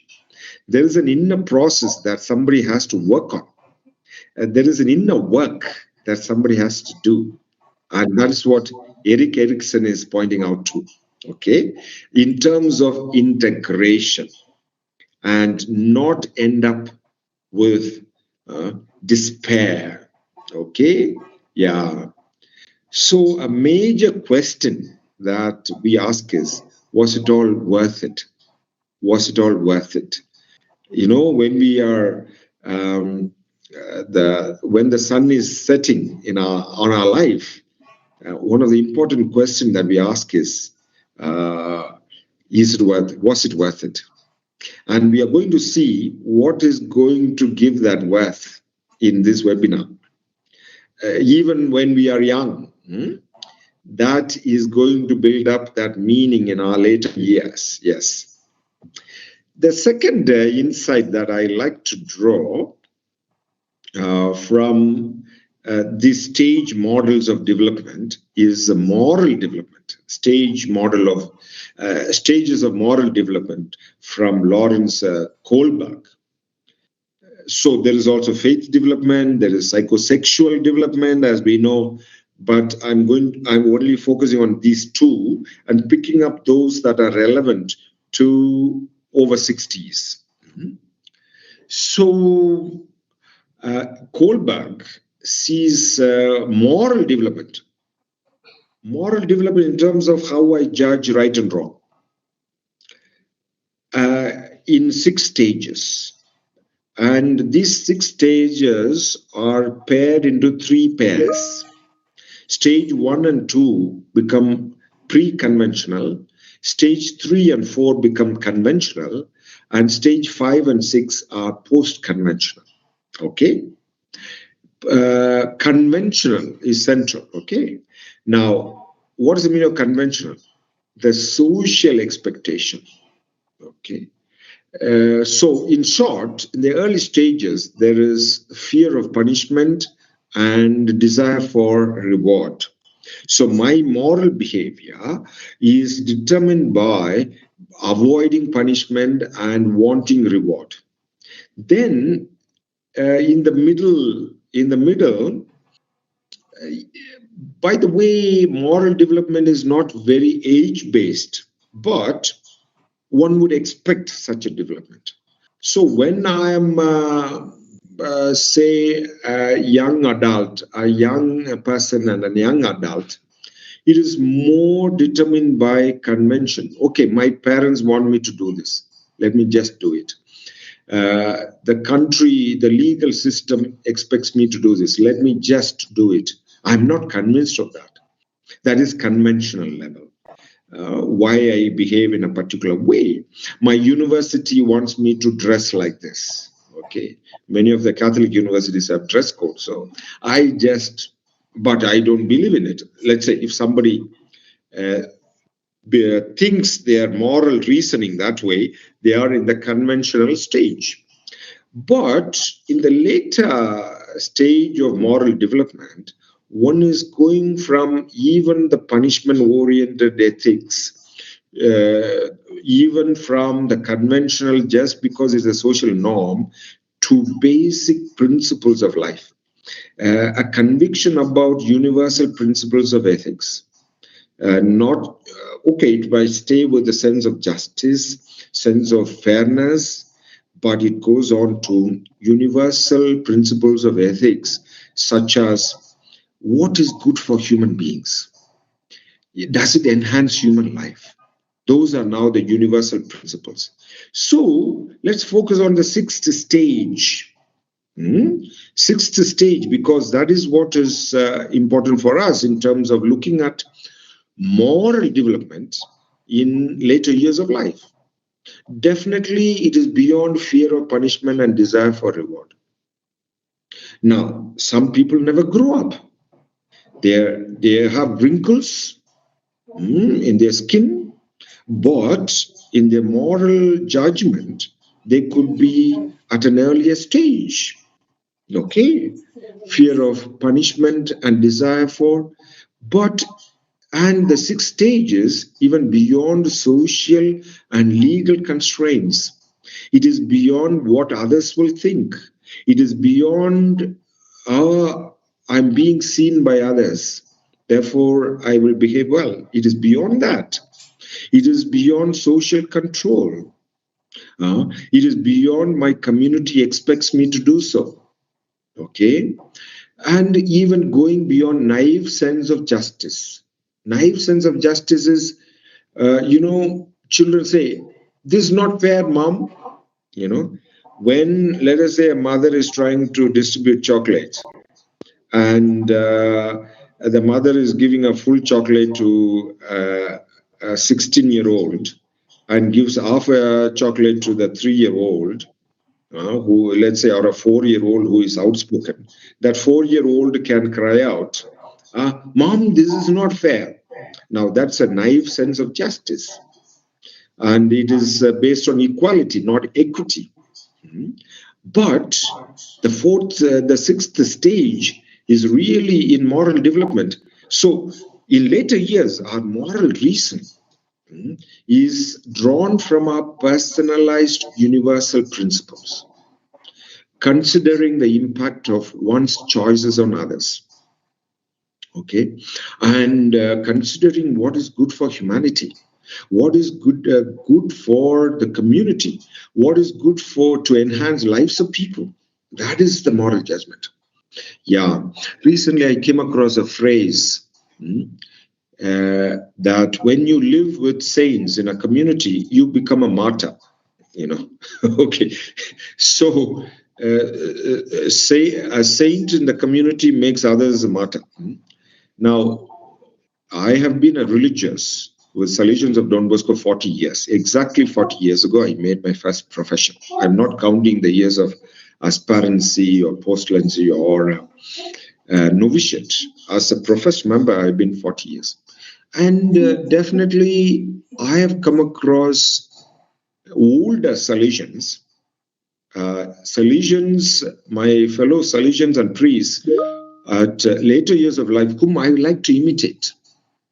One of them, God bless his soul, God rest his soul, one Italian missionary that I was privileged to share my life with for almost 2 years. I was a young priest and in a formation house, and this priest was in his 80s. A very wise man. I can even mention his name, Father Benjamin by name. And Father Benjamin would not get up for prayers. Okay? And he would come for breakfast.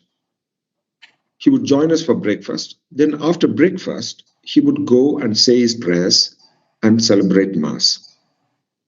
But on Saturdays, the whole community got up 30 minutes late. So he was assigned to community Mass on Saturday, for which he made this effort to come. He never missed a Mass. But when he comes for breakfast, he would sit near me and he would joke about his inability to wake up in the morning. Now, I found it very human. He has a way of really judging moral principle, which I thought I would like to imitate.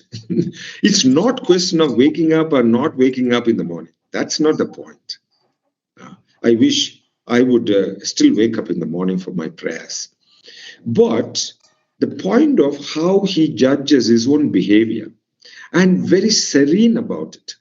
So you would say, Selvam, when you reach my age, maybe you know how disturbed my sleep is. And as you know, when people reach a certain age, they have to wake up to go to the washroom at night, and especially men, and prostate and all that. And so sometimes some people wake up and they're going back to sleep. Some people cannot go back to sleep. So this Father Benjamin was quite serene with it. But when he was awake during the day, he was very vibrant in the community. He was a blessing to our community. Okay, so but the point here is why I'm bringing that about the example of Father Benjamin in his late 80s is that how his moral judgment is so mature. Even in other aspects, he had a high level of tolerance for disorder. Very serene person.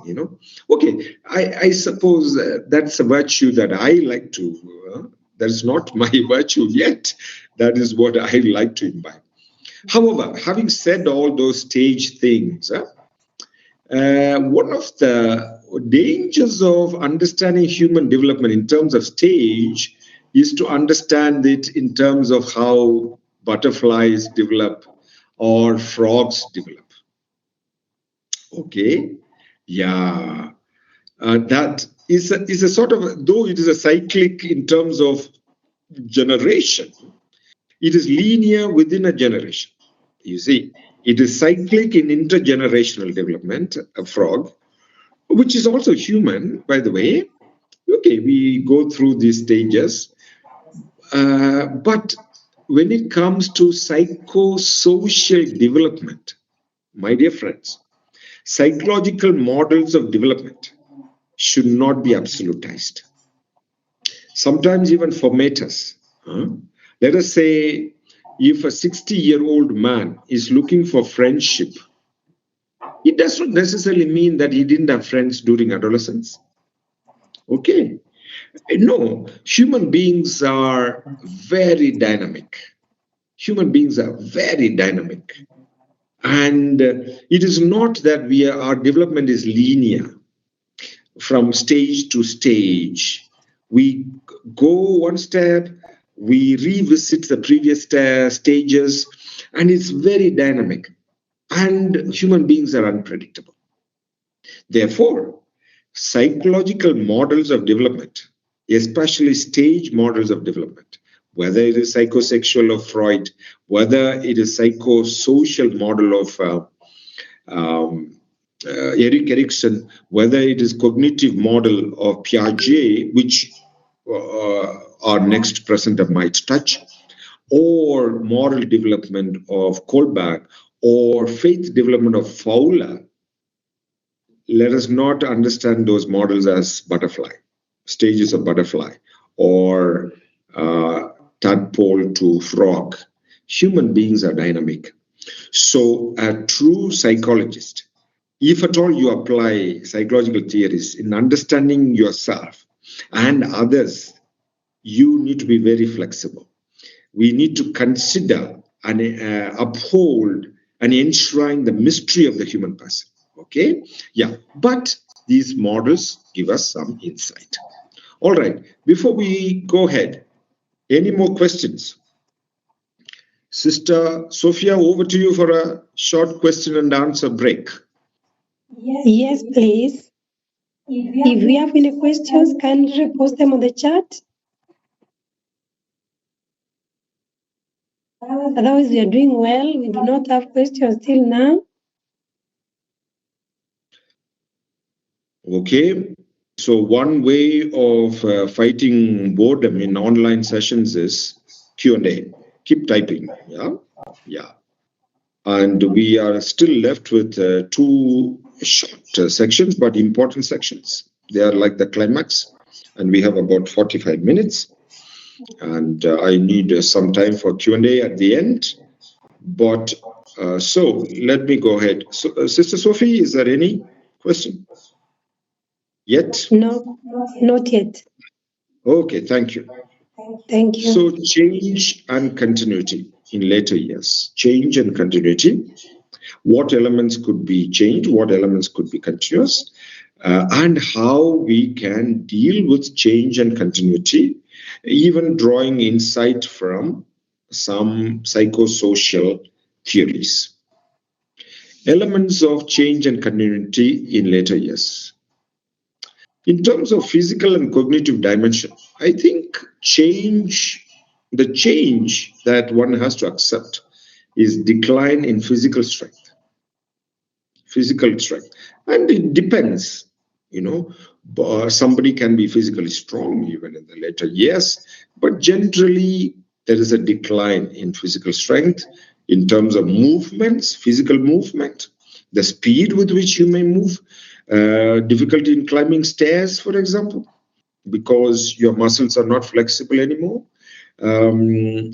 difficulties in even digestions, difficulty in even other bodily functions, and physical strength. There could be a continuous fatigue, more sleep during the day may be needed as somebody ages. Okay, continuity. But what could be the continuity? Continuity could be the rhythm of life.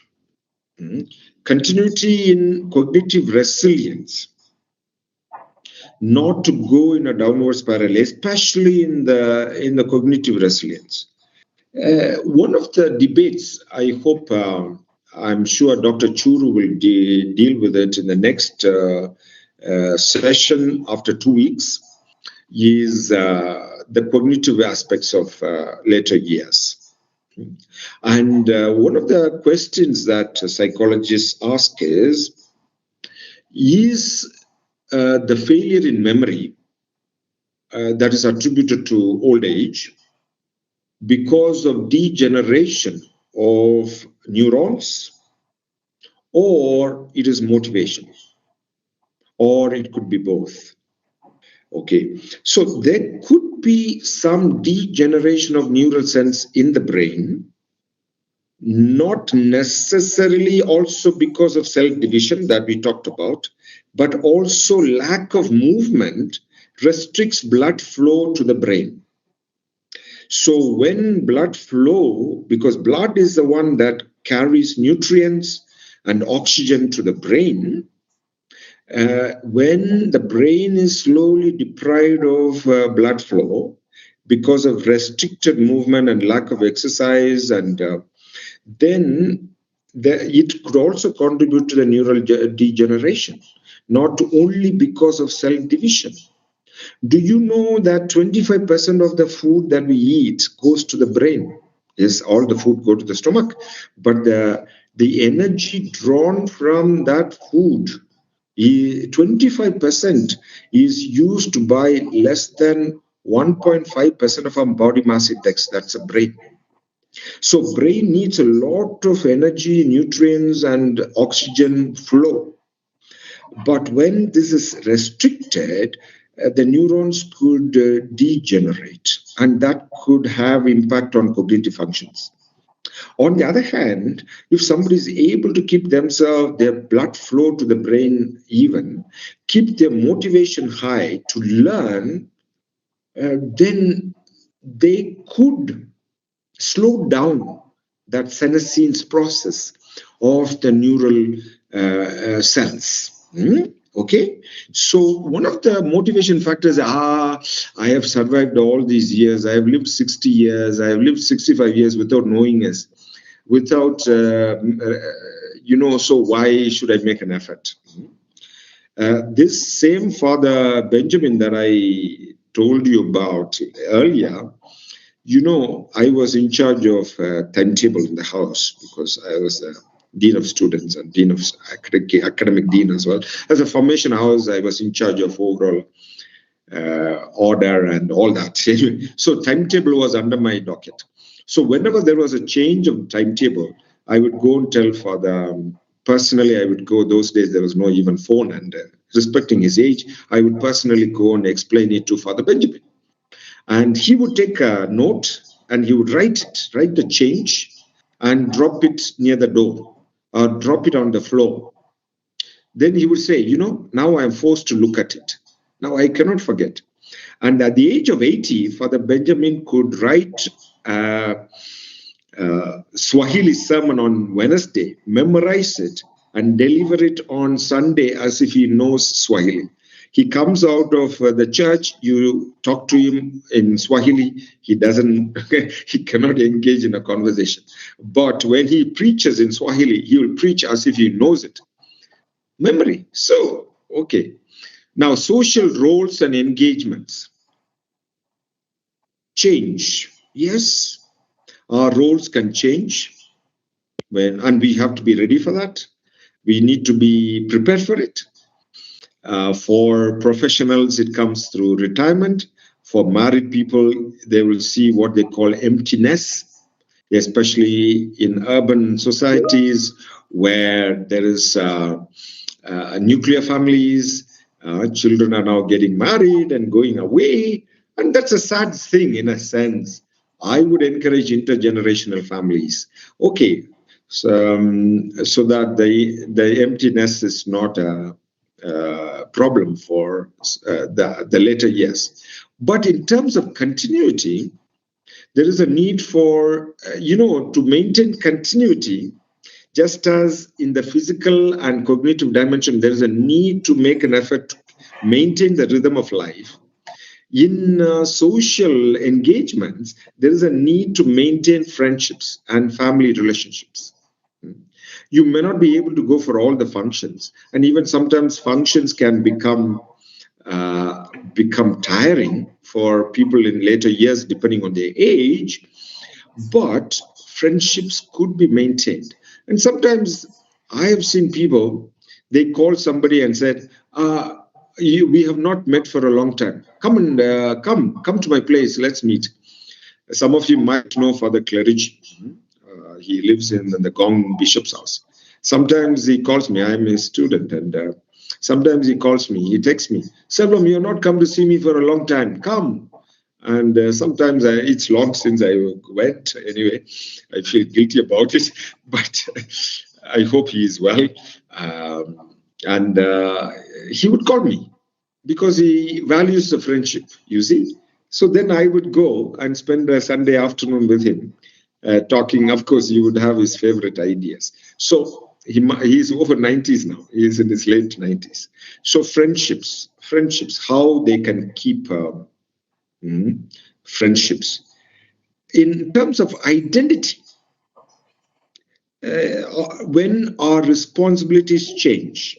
So if you've been a superior of a community most of your adult life as a religious, definitely we need to give way to others when we are older. And for somebody who has retired, there is a change of professional identity. There is somebody who comes from Mars, and then yesterday somebody was telling me she used to be a justice in the High Court. Okay, now that identity is a history. But does that person have a refined purpose? That can provide continuity. So that is why even in religious life, if we focus too much on doing rather than being, later years can become difficult. Okay, that's what I tell myself. Okay, because religious life is about being and not necessarily doing. Therefore, even if there is a change in my doing aspect, my being aspect may not change. And in fact, my being gets enhanced in my later years. Okay, I suppose it is easily said than done. Okay, but even at my age, I am approaching 60 now. Am I really prepared for that sense of being, that in terms of my identity? And my role in the community and religious life and in the world, that is going to provide that continuity in my life. Whereas my doings can change. Doings can change. Younger people definitely will say, I'm inefficient, I'm old-fashioned. And that, so I need to be ready to give that up to the younger generation. So change and continuity, elements of change and continuity. Now, there are certain theories.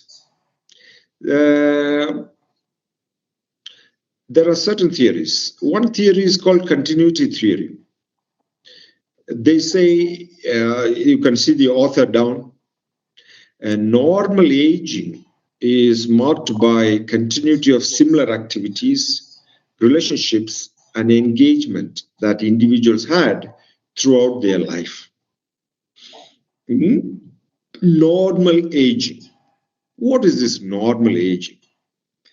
But many authors are skeptical of this continuity theory. We should not expect everything to be continuing when we are aging.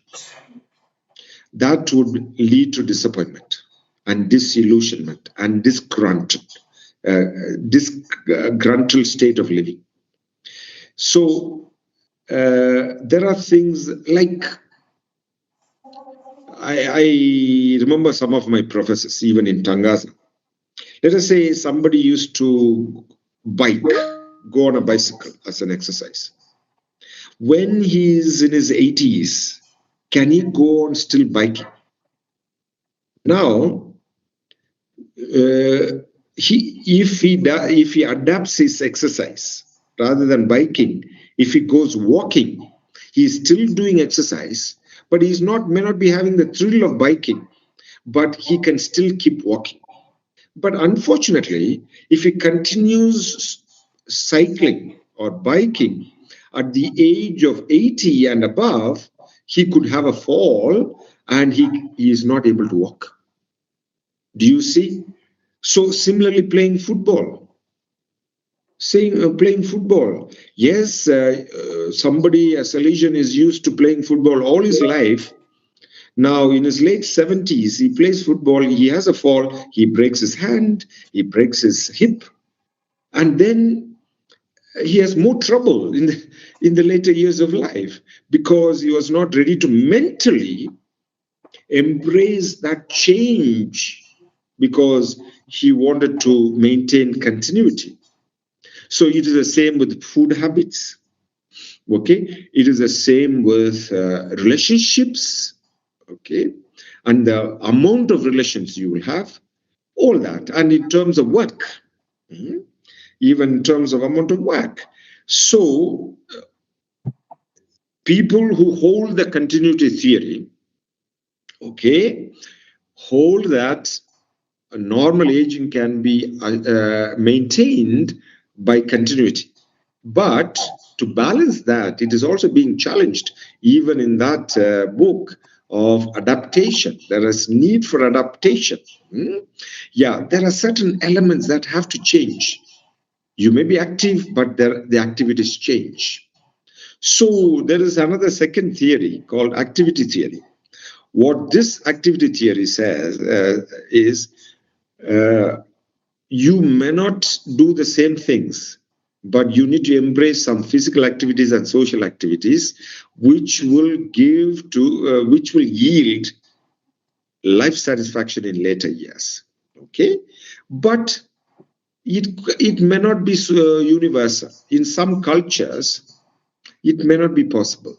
In some geographical situations, for example, if you're growing up in a flat, you may not be in your old age, you may not be able to do a lot of physical things. Even the moment you come out, you become vulnerable. Okay, so the temptation there is to sit there and watch television. But that is why in later years, it is good to have possibilities, even if not the same activities, but to engage in different types of physical and social activities, because that seems to be correlated to life satisfaction in life. On a more serious note, I will come back to this in my fourth presentation, fourth webinar on transcendence, that often growing old gracefully could also mean disengagement. And those of us who are caring for the elderly need not to be surprised if older people are looking for disengagement. Disengagement from physical activity, disengagement from social interactions, disengagement from, let us say, the things that they were always used to. So, in short, what is necessitating the disengagement? Change is a central role. Change plays an important role in life. It is also marked by reduced ties with others. Older people prefer fewer variety in life. They prefer the same things over and over again. And we need to respect that. If they are looking for variety, it is okay. We can offer them that possibility. But if they are looking for the same things, they want to eat the same food every day, it is okay, provided even that diet can be, there could be a negotiation about that, whether it is healthy or not. But sometimes a lot of variety of food could cause physical discomfort at old age. And also psychologically, they are not attuned for experimentation at that age. So there is a need for respect to that disengagement from variety in life. Then, of course, there is also change in their understanding of the self. The ego here, in psychology, ego is a conscious self, not as in popular language what we mean. Ego is a conscious self. Yeah, there could be changes in that. And society and individuals have to negotiate in terms of engagement. There needs to be a dialogue. There has to be a listening to the older people. What do they enjoy doing? If they are, in a sense, suddenly they are becoming not interested in something, they could be going through some inner processes of integration from Erik Erikson's perspective. And we need to support that. At the same time, how they will maintain themselves healthy physically and psychologically, even as they are processing their history. In terms of disengagement, there could be gender differences. The men seem to disengage more easily than women. Yeah. In terms of their engagement with the larger society, especially the family, larger family. That is why some of the older women, shows, would still like to be queens in their homes, to the anger of daughters-in-law, So how gracefully that can be negotiated as well. Again, it depends on family structures. There are extended families, there are nuclear families, there are intergenerational families. Asian families tend to be intergenerational. European families tend to be nuclear. African families traditional families tend to be extended families. Now, aging has different dynamics in this sort of family structure. In an intergenerational family, children, young, even babies, tend to be taken care of by the older people.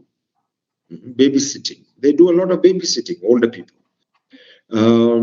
Whereas in nuclear families, because they are not living with their own parents or in-laws, parents-in-law, the babysitting has to be delegated function to a house help or a nanny.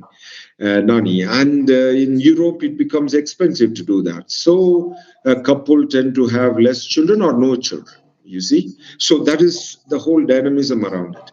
On the other hand, in intergenerational families, older people get cared by younger people when they are not able. So care homes will be less. you see, in intergenerational families. But in nuclear societies with nuclear families, as in Western urban societies, then care homes become an important element, because caring for the elderly also becomes a delegated function, you see. And now somebody asked about religious life. What do you say? I would say a balance is needed, in my opinion. And I suppose in the Salesian congregation, that balance is there. Older people get distributed to individual communities, except when they need a fully dedicated caregiver. Then they go to a sort of an infirmary. And like our province, my province here, we are 150 members. For South Sudan, at the moment, South Sudan communities are suspended. We are 156 members between Kenya and South Sudan. We don't have an official infirmary. We use the provincial house for people who need medical care, any age actually. And we have had older people come here for treatment, even for time being. And then when they are okay, they are also going back. They also like to go back to the communities. And we also feel in individual communities, as we call local communities, they have access to talk to the young men, young people. So it keeps them more activated and keeping their Salesian identity. They may not be running around, but they're able to come out during recreation time, talk to the youth. Like we have a 97-year-old Salesian priest in Kuinda, in Nairobi, and he's on wheelchair. He has a full-time caregiver, 2 nurses taking turns. And when the boys are out of classroom, he would like to come on his wheelchair to interact with the boys. And I suppose that helps for better mental, psychological, social, and even spiritual well-being. Yeah, because he is seen around, he is acknowledged, he is greeted, Yeah. If what I find visiting care homes of the elderly, I feel people are going back to boarding school, a sense of going back to boarding school, living with sometimes strangers, larger groups, eating food that has been cooked for larger groups. Individual care could be missing in care homes. Anyway, but sometimes some individuals need it. I mean, we can't generalize it. So cultural differences could be there, gender differences could be there in terms of disengagement, how far they will go. Now, I'm going to skip this video, okay, because of time factor. Or let us watch it. Let's watch it. I hope you can hear the sound.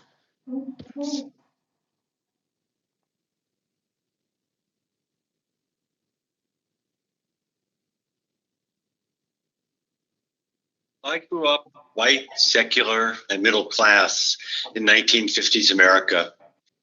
That meant watching fireworks on the 4th of July, trick-or-treating on Halloween, and putting presents under a tree at Christmas. But by the time those traditions got to me, they were hollow commercial enterprises, which just left me feeling empty. So from a relatively young age, I found myself looking to fill an existential hole, to connect with something bigger than myself. There hadn't been a bar mitzvah in my family in over a century, so I thought I'd take a shot at that. Only to be devastated when my one encounter with the rabbi, a really tall, godlike figure with flowing white hair, consisted of him asking me for my middle name so he could fill out a form. Yep, that was it.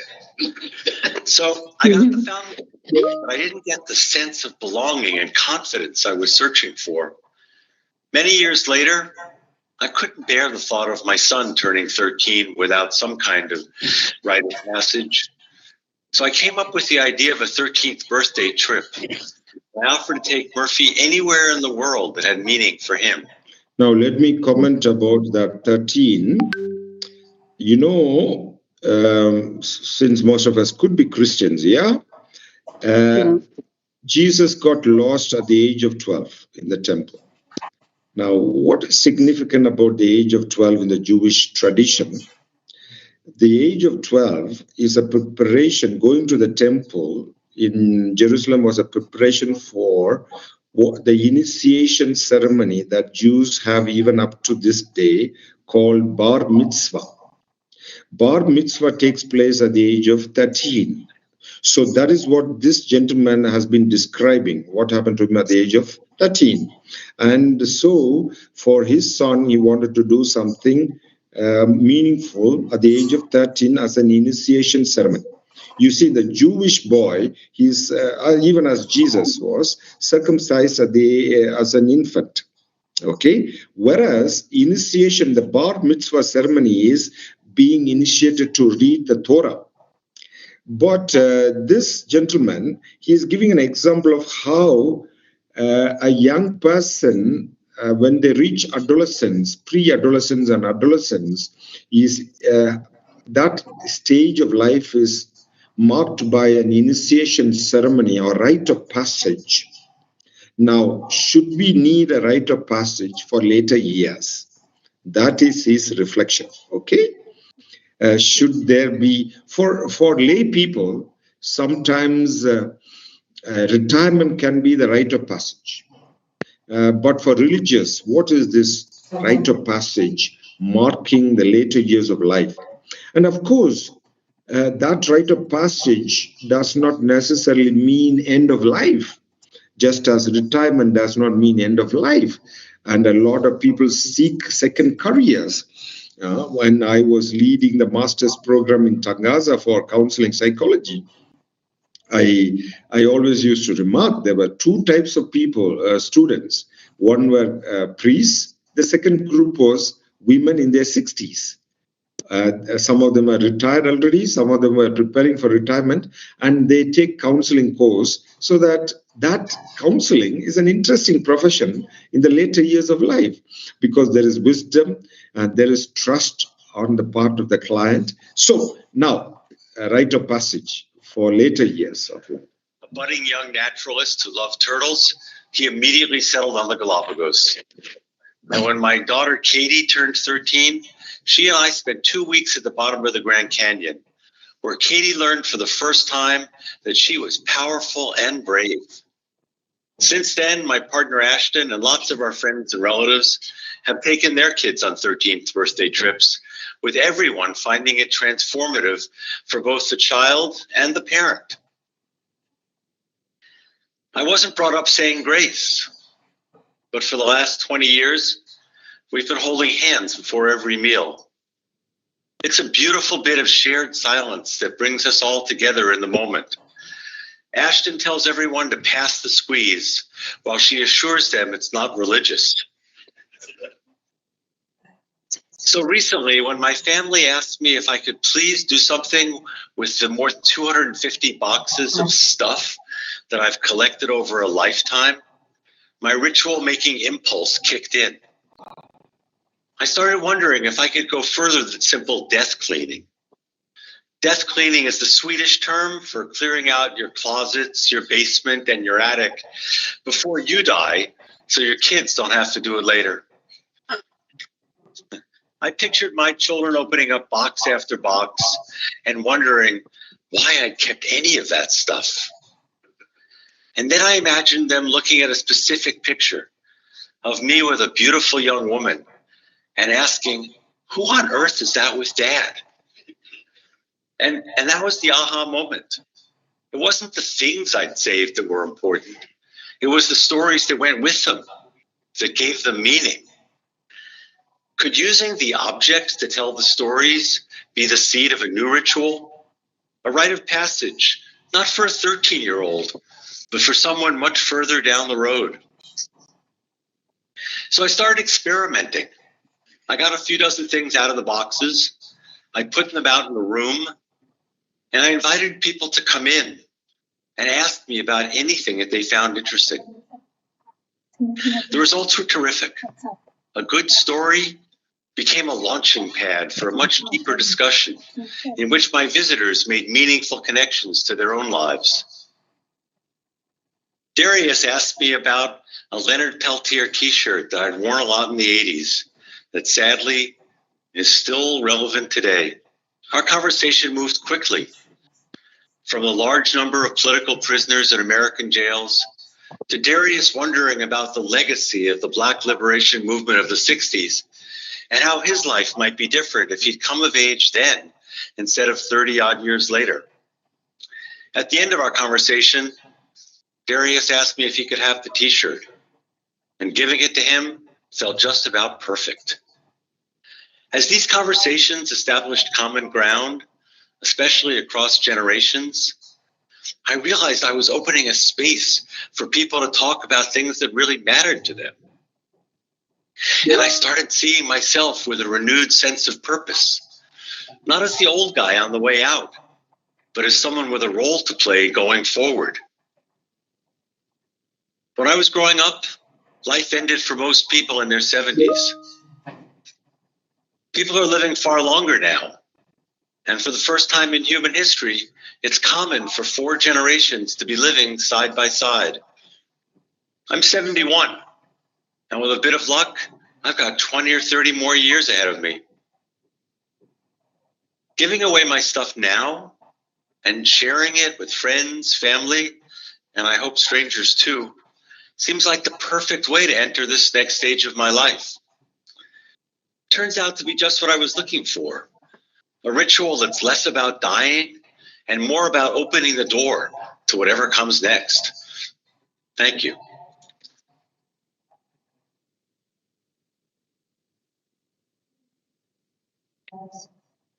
Okay, so it was just an example of now. Wait a minute. I think I have to stop sharing and start all over again. Sorry about that. Okay, so it's a very small video, 7 minutes video. What it is saying is how I prepare for later years of life. Yeah. Just 1 minute. Let me get back my slide. I'm almost there.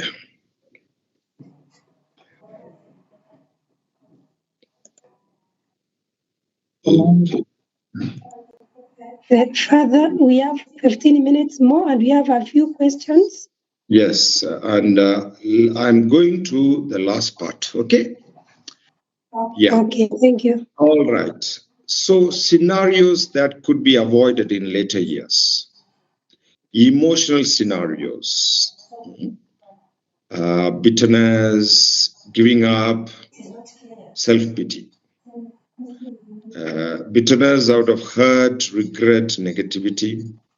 Giving up, oh, there is nothing more in life because I'm no more a superior in the community. I am no more able to do what I was able to do. When I preach, my voice is not coming out. Okay, over-identifying with helplessness. Now, scenarios that could be avoided. In social scenarios, over-controlling or being nagging, wanting to comment about everything that is going around, wanting to give advice to everybody. Isolation, socially, indifference and withdrawal. Father Selvam, shall we go for a picnic? I have gone for so many picnics in my life, isolation. And Father, somebody celebrating birthday, can we go for the dinner tonight? No. So now that is isolation and giving up. Or rigidity, hostility to change, that is.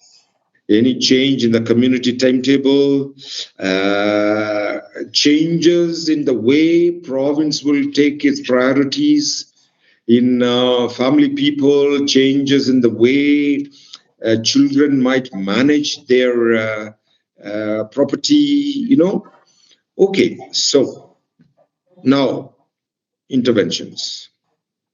One way of preparing for later years is what Daniel Siegel in this book called Mindsight.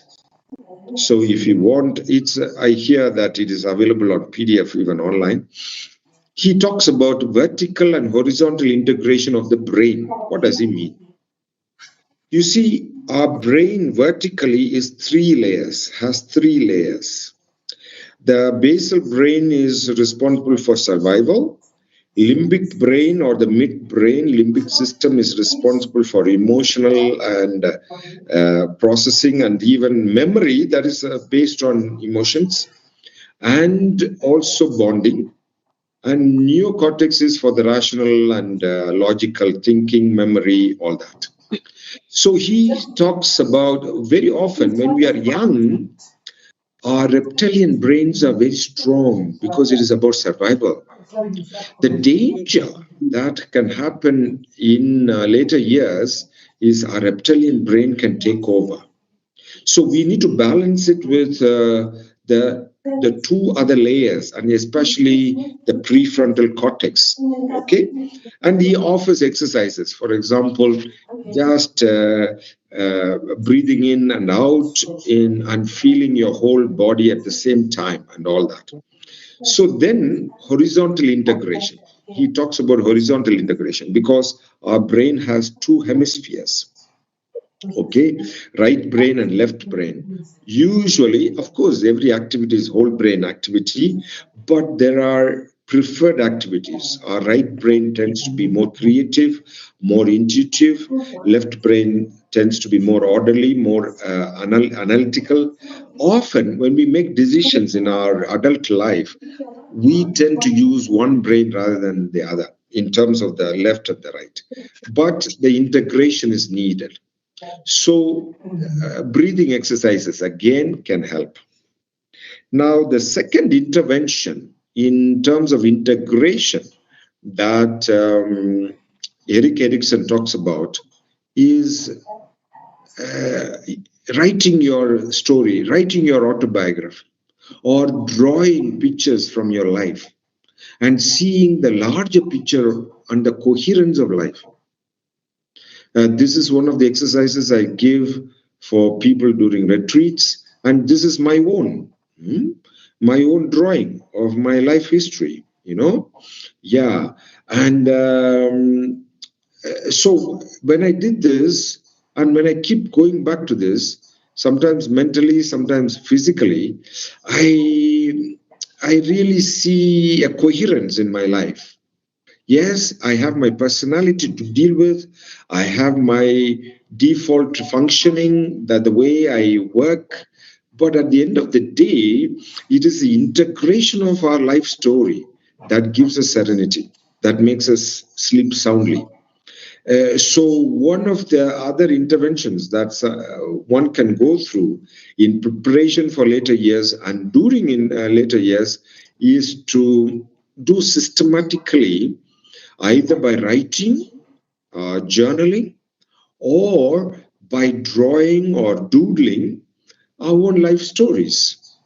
And finally, in later years, we need to deal with forgiveness, issues of forgiveness and reconciliation. We need to deal with gratitude.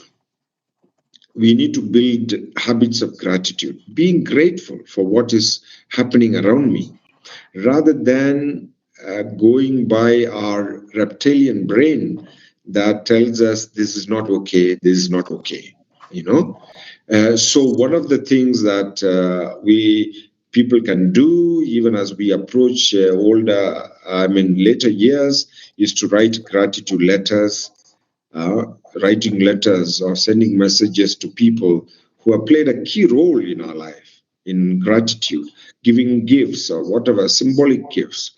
For example, sisters do knitting.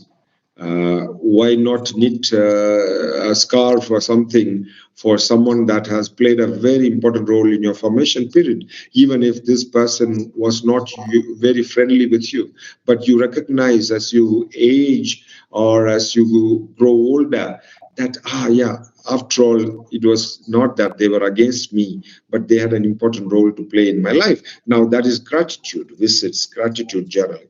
And then spirituality, finally. We will come back to spirituality on the last webinar. Clarification of image of God. Who is God for me? Clarification about belief in afterlife, and it is not about fear and longing for reward, but also sort of moral judgments about my own life. But spirituality is about connectedness. Spirituality is about meaning. Spirituality is about a larger picture of life that is beyond me, and being able to relate to a personal God. Okay, so that brings us to the end of my presentation, and we have about 7 minutes for questions. Over to you, Sister Sophie. Thank you so much, Father, for that good, informative presentations. Now we have around 6 questions. The first one is saying, Ambanite men and women over 50 years hit the gym with vigor and to maintain muscle tone. Does this help psychologically? I think, yes, about muscle tone through exercise and going for gym. Yeah, but I think I remember my point about senescence. Senescence cannot be prevented. It can be only slowed down. Okay? So there is no one absolute solution to aging. Of course, a lifestyle or a rhythm of life, all that is important. Yes. Thank you. The other one is a comment. Loneliness in old age affects many old people. Circle of friends shrink and they end up alone and rejected. Now, a comment about old age, loneliness and old age. We should not mistake being alone with loneliness. You remember my reflections around disengagement. I said I would come back to this in my last presentation, because if you see the sequence of the presentations, the webinars, the last webinar is going to be on transcendence. And one way of transcendence in later years of life is disengagement. And sometimes older people want to be alone by themselves to process what has happened to them in their life. Sometimes they want to be alone because of that integration process that they're going through. So we need to watch out whether the person is really feeling lonely here.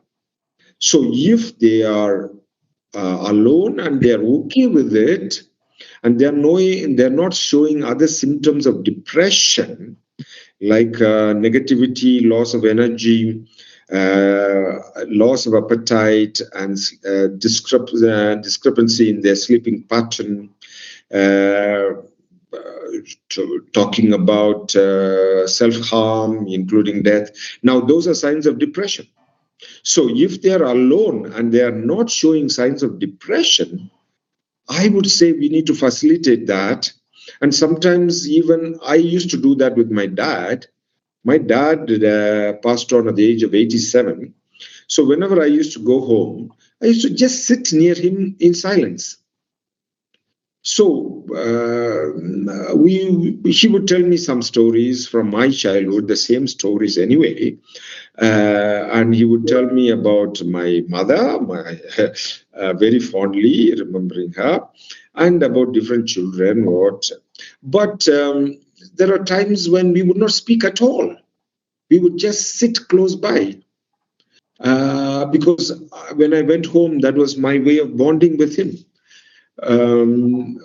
Sometimes he has cried in front of me that I'm not there, and he wonders if I will be there when he's on deathbed. So just being there. So we need to make a distinction between being alone and being lonely. Thank you so much. There is another question here. How is the acceptance of being accepted by the young in the community? It's a challenge. Yeah, being accepted by the younger people. Sometimes even younger people can be rejected by younger people. Anyway, so I suppose it's a very complex phenomenon. It's not only about ideas and views. It is also about personalities, because there are certain personalities that are easily likable, definitely. And there are personalities that become a little bit difficult. I tell myself that I had to do something about my personality, so that when I'm living in the community as an older person, these guys are not going to reject me, and especially given the fact that I'm a missionary, and there are too many differences in terms of ethnicity and all that. One has to work out their way of dealing with things, I suppose. Yes, but it is easily said than done. Definitely is a challenge. So in terms of being rejected by younger people or not accepted by younger people, there is more to than age, in my opinion. And there is more to being old-fashioned. Thank you so much. The other question is, with the wealth of knowledge and skills gained over time, how can this be put to good use in old age? Okay, let me tell you my plan for old age. To keep writing. Keep writing, and that is my plan of life for after my at least the second half of my 60s. If they allow me to do it right now, I'm ready to do that. And listening. So those are positive.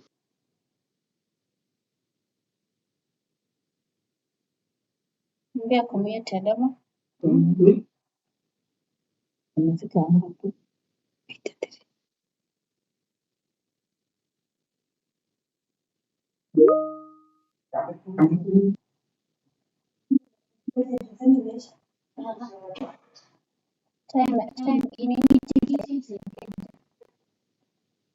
He's muted. He's muted. Hello, Father. It looks like you are muted. We have lost you. He has muted himself. Can see what I will do when I'm old enough, but those are my own mental plans anyway. And also plans in terms of conversations that I have with my superiors. Thank you for that. And then there's another one which is saying, Nyumba ya Wazee is a dumping site for aged octogenarians, taking care of a senile bothersome muzee is no mean task. What's your take on this? Okay, octogenarians means those at 80s, huh? Yeah, Yes. dumping site. It's unfortunate if it is perceived as dumping site, Yeah, and as I said earlier, I tend to think in context of lay people, sometimes it is in nuclear families, it becomes difficult. But in religious communities, there has to be a way of integrating, But at the same time, there are situations where people need medical care on a constant basis. And therefore, I also need to be mentally prepared in my old age to move to an infirmary when it is called for, especially when I am not able to move around. At the same time, religious congregations that can afford to employ caregivers could do that in integrating older people into regular communities as well. Anyway, so that is where my point about religious life being oriented rather than doing oriented is an important aspect. Even in terms of attitude towards elderly, religious. I leave alone in terms of secularization and economic development. See, what I mean by economic development and that being orientation is if religious thinks that they join religious life to run hospitals and schools, when even a Kenyan government in 10 years with good management of our resources, even the taxes that are collected, good management, Kenyan government can run hospitals, schools. Now, what will be the function of religious communities at that time? What will be the function of the Catholic Church? If we are not prepared, my dear friends, the history of Europe is going to repeat itself in Africa. Yeah. So, being religious life, being to focus on being. Yeah, and that can also improve our attitude towards elderly prayers and elderly religious. Okay. Thank you so much, Father. There is another appreciation here. Thank you very much for your effort. I have one question for me. It is a matter of self-acceptance. That age, would you say something about this, please? Something about self-acceptance. It's a matter of more than age. Would you say something about that? Yeah, for me, it is a matter of self-acceptance. Yeah, definitely. See, even old age, one becomes vulnerable. Like there was a time I was giving a workshop or sharing with caregivers in London, people who are taking care of older people. You see, even when somebody has to be bathed or their toilet things have to be dealt with by another person, it is such a humbling experience for an individual. They are making themselves vulnerable. So the caregivers have to be respectful. At the same time, the individual needs a lot of self-acceptance of their limitations and that vulnerability. And that comes through the processes that we have talked about of integration. And I suppose some of these questions are going to be dealt with in the upcoming webinars, which are going to take place fortnightly for 3 more times. Yeah. So keep your questions pending there. As one of my professors used to say, park your questions. Yeah, park, put it there in a bay. Then we can still deal with them in the upcoming webinars. Yeah. Sister Sophie? Yes. How about those who have a lot of complaints and negativity? What do you have to say about them? Yeah, I suppose it's the same thing about self-acceptance. And so that the solution is gratitude. An attitude of gratitude, not only in the old age, but even before. So what gratitude does is it makes us look at the positive aspects of life without neglecting the negative thing.